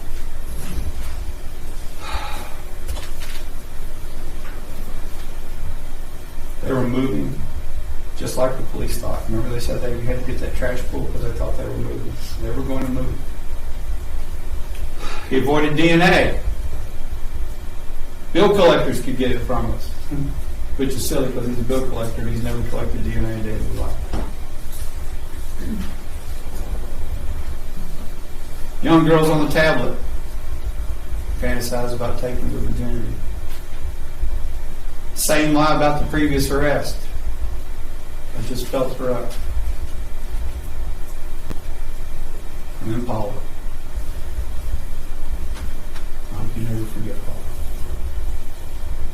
Deceived by the defendant.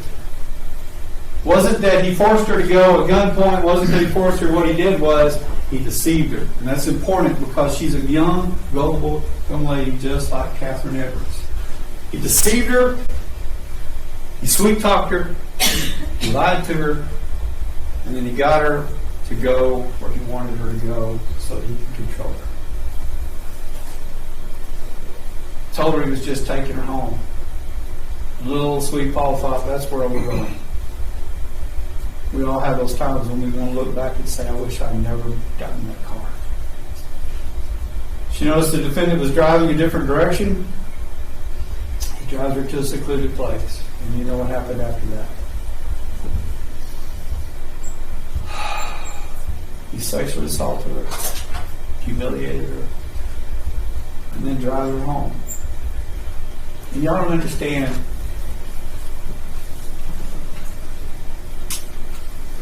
that the reason he drove her home is because of the control. He thinks he controlled the situation. He doesn't see anything wrong with what he did. That's why he doesn't have any remorse. Whenever they tell him somebody's dead that he murdered, they don't have any reaction because there's nothing there. When she tells him that, he just has nothing. When Paula gets raped, he says, I'm sorry, hope I didn't hurt you. Bye. Tells her he's sorry, hope you didn't hurt her. Calls her anonymously.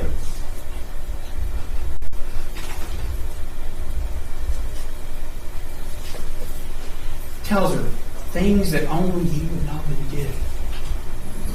He's not going to be on the force anymore.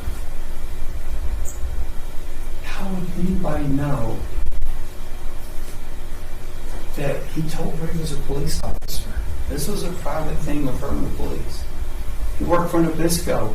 If you listen in his statement that he's talking to the detectives, he tells them he worked at Nabisco. And he's going to marry who? That's what stuck with him. That's the weird thing. It's back then in 1981 or 82 when this happened, 81, 82. He's calling her and he's saying he's engaged to marry Catherine. To Catherine Edwards. Think about that, Catherine Edwards. That's weird. That's an obsession. That's something that sticks with you because later on, when you hear talking about the nun with Mary Catherine, everything's Mary Catherine. It's just bizarre. I'm going to finish with this. Mary Catherine Edwards was let down by people ignoring evidence. First, the system let her down whenever they pled this man after a brutal way to an aggravated assault for 3 years deferred probation. Sure makes me wonder what I'm doing as a prosecutor these days and paying more close attention. Second, Matthew Wick, even though he was a child, he let her down because he didn't wake somebody up or say something when he heard those noises next door. And he knew they weren't right. Merrill Cooper and his wife heard those noises for 60 to 90 seconds while she was being brutally attacked next door. And they ignored that and then went back to sleep. She was let down by people ignoring the evidence, and I'm asking you, don't make the same mistake. Don't ignore the evidence. The evidence is there, it's clear, it's not difficult, and Mr. Burbank said it's simple. Hold Clayton Foreman responsible for what he did to that woman on January 14th, 1995. Thank you. Y'all taking about 30 minutes, so you know where you are. Yes, sir. I'm not going to be that long. Go ahead, Mr. President. Yes, sir.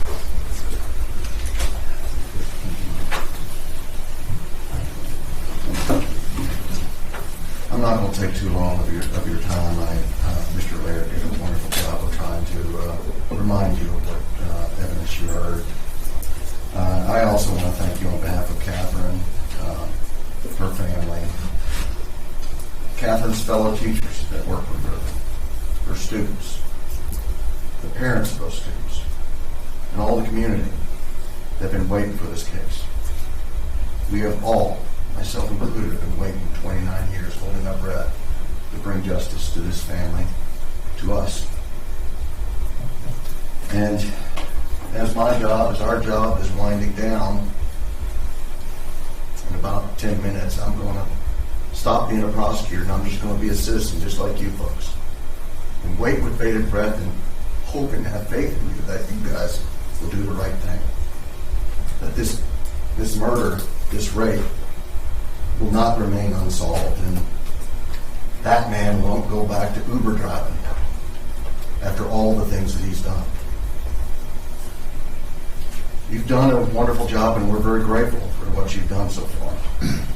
But your job's not done yet. A job half done is a job undone. You will be the last voice that will speak for Catherine. Make it worthy of her.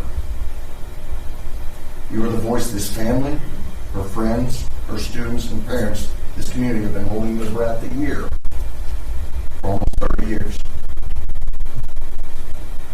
Today, y'all can choose to be the champions of them, or we can just fail them once again.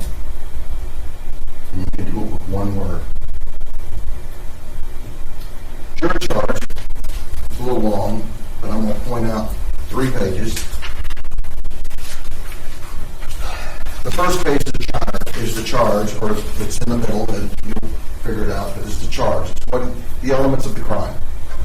And like I told y'all during voir dire, what we've alleged alleges that on January 14th of 95, the defendant, Clayton Foreman, intentionally caused the death of Mary Catherine Edwards by drowning or asphyxiation, and the defendant was in the course of committing or attempting to commit the offense of aggravated sexual assault of Mary Catherine Edwards.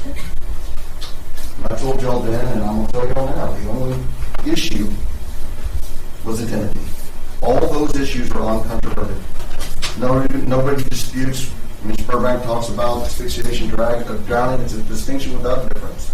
She is dead by the hands of his client. You talk about, whether she covers the pull back, there was scattered things on the floor, there was a shower curtain and a thing, and can you imagine the horrors of her last moments of life? What was she thinking? She's thinking like my daughters. Probably thinking about her parents. How are they going to find me? A sister? That's her left arm. Can you imagine the horror when she starts hearing him pour the water in the bathtub and starts dragging her towards there? There were bruises all over her, and that wasn't a struggle. I get it. You have to say something. Only one issue, an identity. And you heard Mr. Burbank himself. The evidence was uncontroverted. The semen was in her vagina and her anus and on her comforter. Multiple tests on numbers so high. And think about that. Those numbers are numbers we don't use in our normal lives. There's so many zeros that says it's in. Think of the thing you're most sure about and try to assign a percentage to that. I'm going to be struck by lightning. Google it. 15,300. I'm going to win the lottery. 1 in 300 million. Just assign it. And this is far beyond that. How many Earths are there? There's 7 billion people on the Earth. How many times are you going to have to divide that into 460 septillion? 24 zeros. My calculator doesn't even go that high.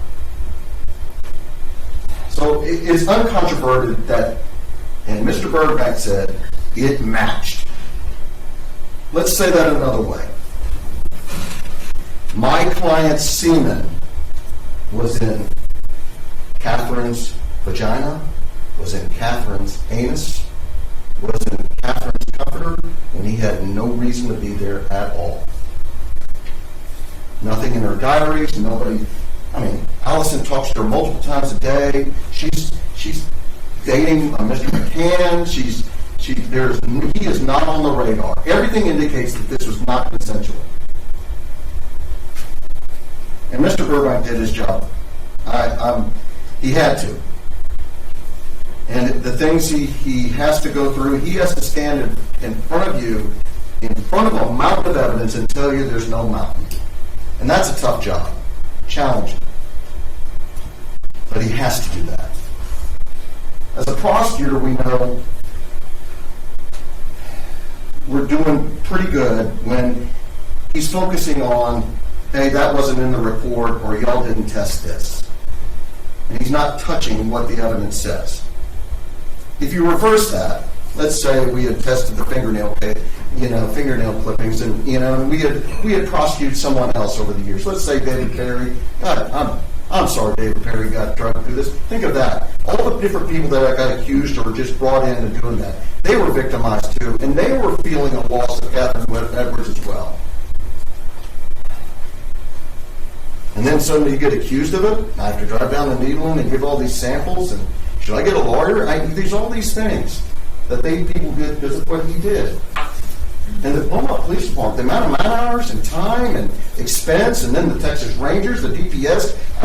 There's numerous people that went through so many things. People came down here. Did you notice everybody connected to the defendant is testifying for us? Wife, fiance, co-worker. What a legacy he's created. In business, that's what we call a tell. The defense kept going down different paths. They're stumbling through the case in search of the defense. Wasn't a struggle. It obviously was a struggle. The baseball cap. Remember, he started jumping on that. It was Dad's baseball cap, which was corroborated by what Allison said. He bumped his head when he discovered his... As a dad, I can't even imagine. I'll tell you, no parent should ever go through losing their own child. That's bad enough, but this is the worst. This broke them. Did you hear mothers crying on 911 call? That was absolutely horrible. And for them to go through and find that, I can't even imagine. And from personal experience, my father died when I was young. And I remember I'd be spending the night over my grandparents, my grandmother. And I'd walk in Saturday morning at breakfast, and my grandmother would be sobbing at the table over my dad. It broke me. This was worse.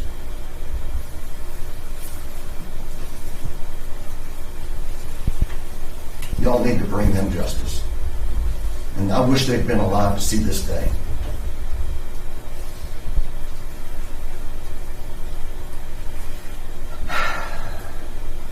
The defendant knew her, and we've multiple times he seemed to be obsessed with her. Weirdly. I don't understand it, but I don't understand murders and rapists.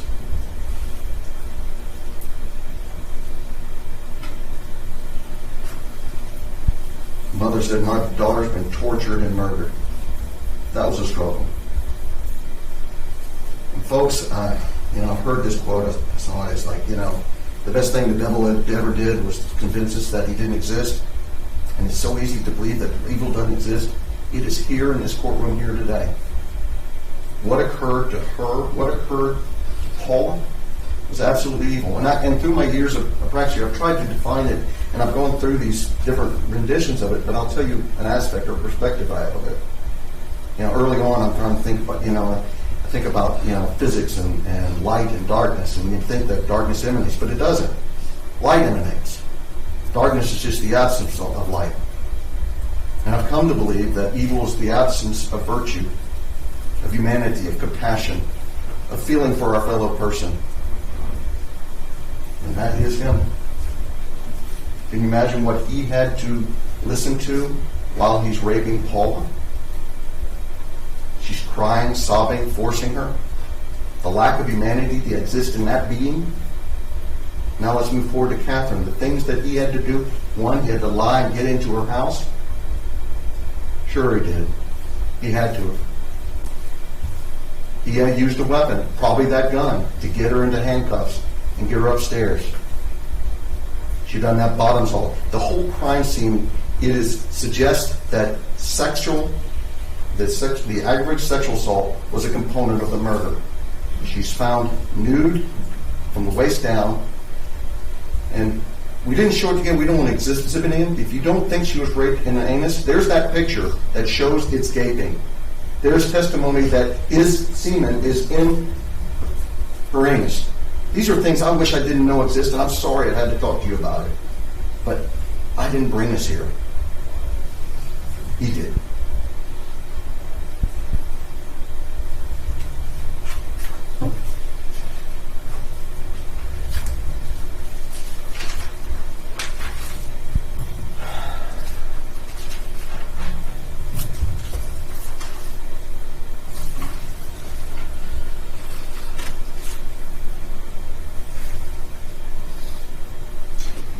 I disagree with Mr. Burbank that I think this is a hard decision. I do believe this is a hard case. And like any job, when you want to make the job easier at the end, you try to put the work up front. And I do pray that Mike and I and Sonny have done a good job for Catherine and you. I hope we've done our job. And we tried to put all the work up front so that your decision would be clear. That while we can't feel good about what we've had to experience here today, we can feel good about what we've done with his family, the friends, the wide circle, the different things that Catherine should have had. Allison's children should have had cousins to play with. Her parents should have had another wedding, should have had more grandchildren. There should have been almost 30 years of more teachers. And I'm going to tell you something about that teachers are a family amongst themselves. When I've been here 31 and a half years, and I'm getting towards the end and I'm thinking about these things and these things resonate with me. And as I've gone through my life, I've always said this because, you know, I am a school teacher's son. I said that from before I was a lawyer, and I said it with pride, I said it with humility, I said it to honor my mom. And the reason I tell you, it's not about me, it's about Catherine. Because when I came back from, I had been off at law school in Galveston, I came back here, and I moved into a neighborhood over near Sally Curtis, which is where my mom from. And I didn't know anybody, but everybody knew me. And I was a rock star, and it was amazing to me. I don't deserve this, I didn't earn this. But it was because of my mom. And because of the effect and the connections that she had with those children, and Catherine was having that too. Allison has that now. And they're all family. They come back when they're graduating from high school, walk in their school and tell them that. They see them in the grocery store and hug them and love them. I can't wait to see Miss Allison. And the reason I tell you that is that that's how wide a pool the victim pool is. This went in a regular murder. Catherine was a tremendous, what did Mr. Wood say? Sweetest pie. So, I'm going to now hand it off to you. And I ask that you today, you be the champion of Catherine, of Catherine's family. For you, for me, for our community, when you come back guilty.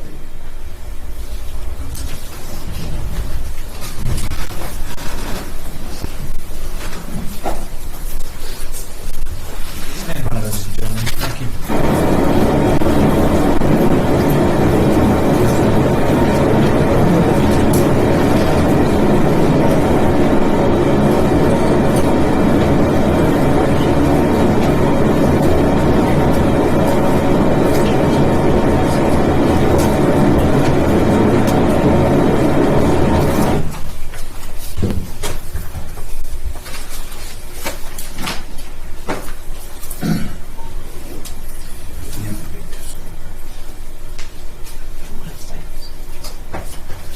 At this time, ladies and gentlemen, I'm going to ask you to step down from the jury box. Please follow the bailiff into the jury room, and we will await your verdict.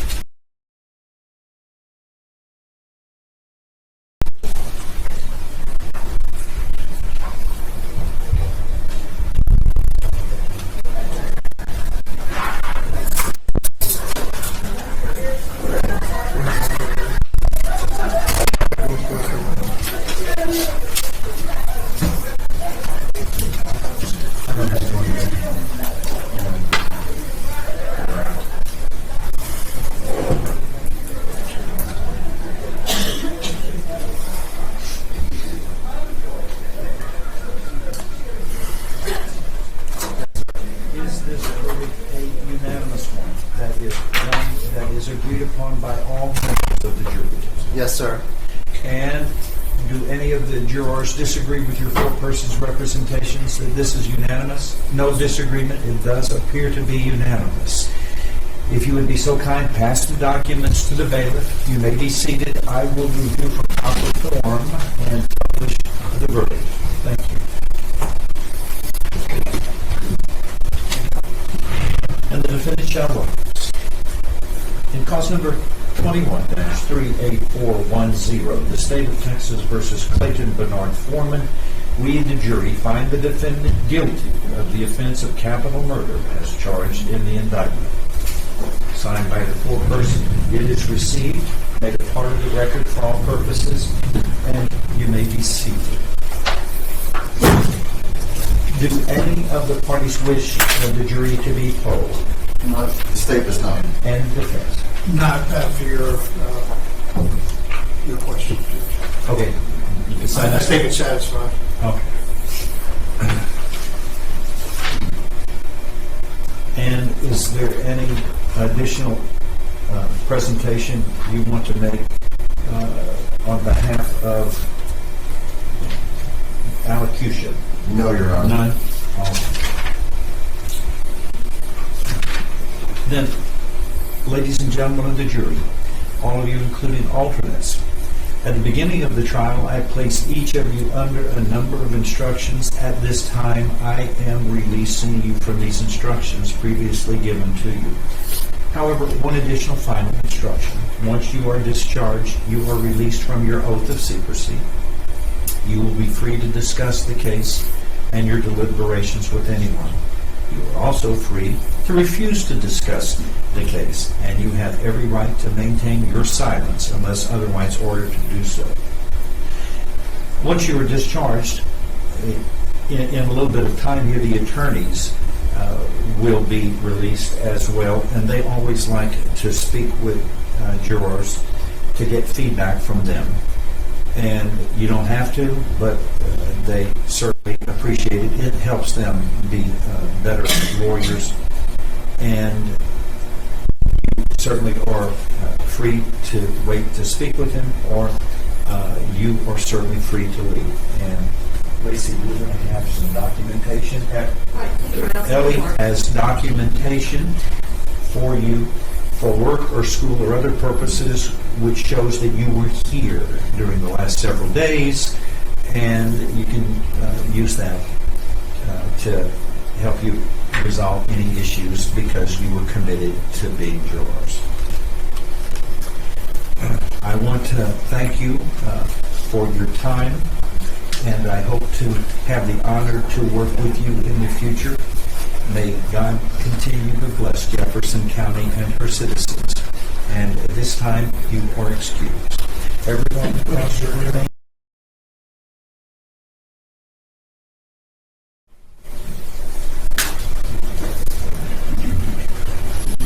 Anything to bring up for the purposes of this sentencing? No, Your Honor. Not from the All right, then.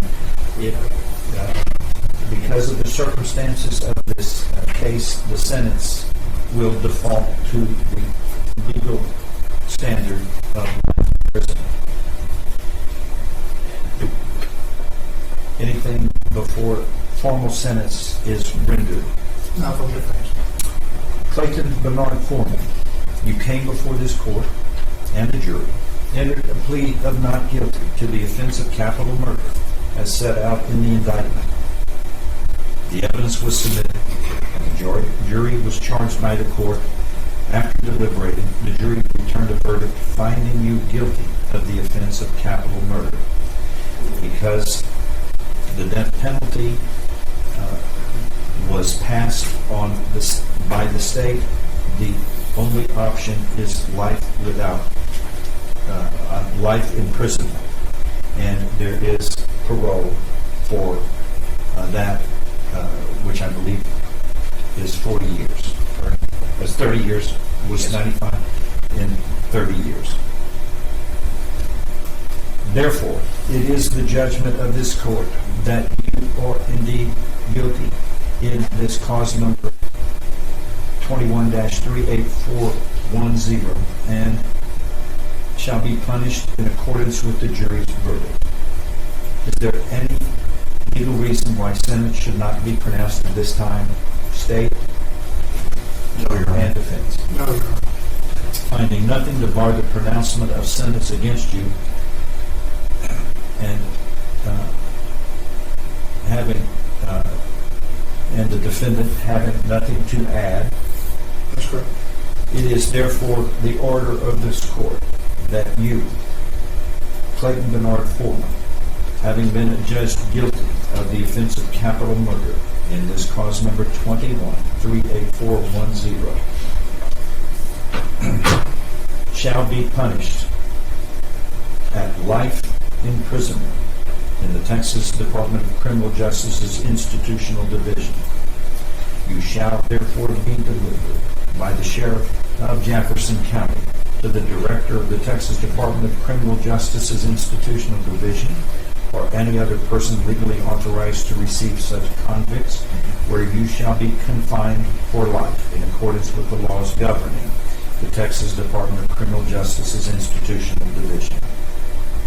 You are here now remanded to the custody of the Sheriff of Jefferson County, Texas, until she can obey and carry out the directions and instructions of this sentence. Your sentence will commence this day. You will receive credit for all time periods of detention as provided by law. Anything in addition? Yes, Your Honor, we have filed the necessary paperwork in reference to his appellate rights, and I just need something on the record from the court allowing him to do that.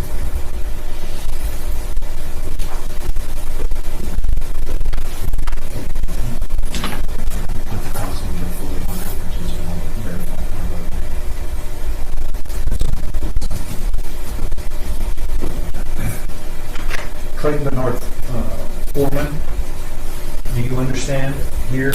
This shall show that the judgment and sentence in this case is not a product of a plea bargain. You have the right to appeal. And this showing the trial court certification of your right of appeal, I am certifying that this is proper since it is not a plea bargain, thus you have a right of appeal. You have signed here, and your attorney has verified this at the bottom of this document, which verifies you have received a copy of this certification. You have also been informed of your rights concerning any appeal in this criminal case, and you have been admonished by your attorney about your rights post judgment that you have under law, and you understand that there are appeal deadlines that are necessary to follow. If you fail to timely inform your appellate attorney of any changes that need to be made to these documents, your rights could be in jeopardy. I'm going to sign on this day this certification. You understand your rights to appeal in this case, sir? Yes, sir. And I will do the necessary procedures, Judge, until an appellate attorney is appointed.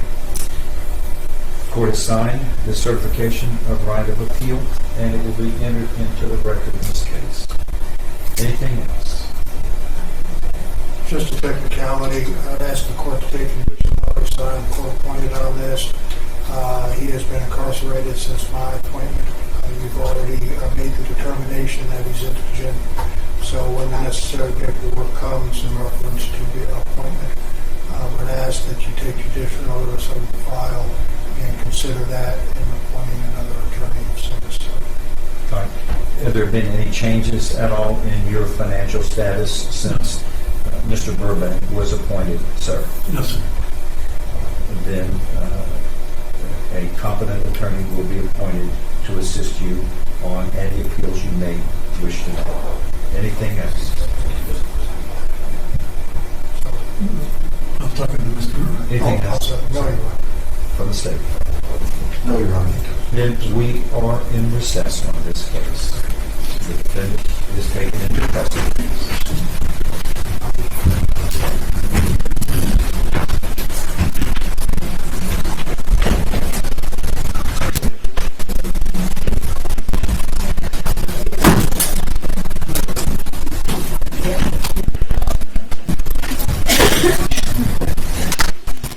Within an hour of the jury entering the deliberation room, they reached a verdict. Clayton Foreman roamed free for over 25 years after committing this heinous act upon Mary Catherine. Please keep her family in your thoughts and prayers. Thank you for watching, everyone, and have a blessed day.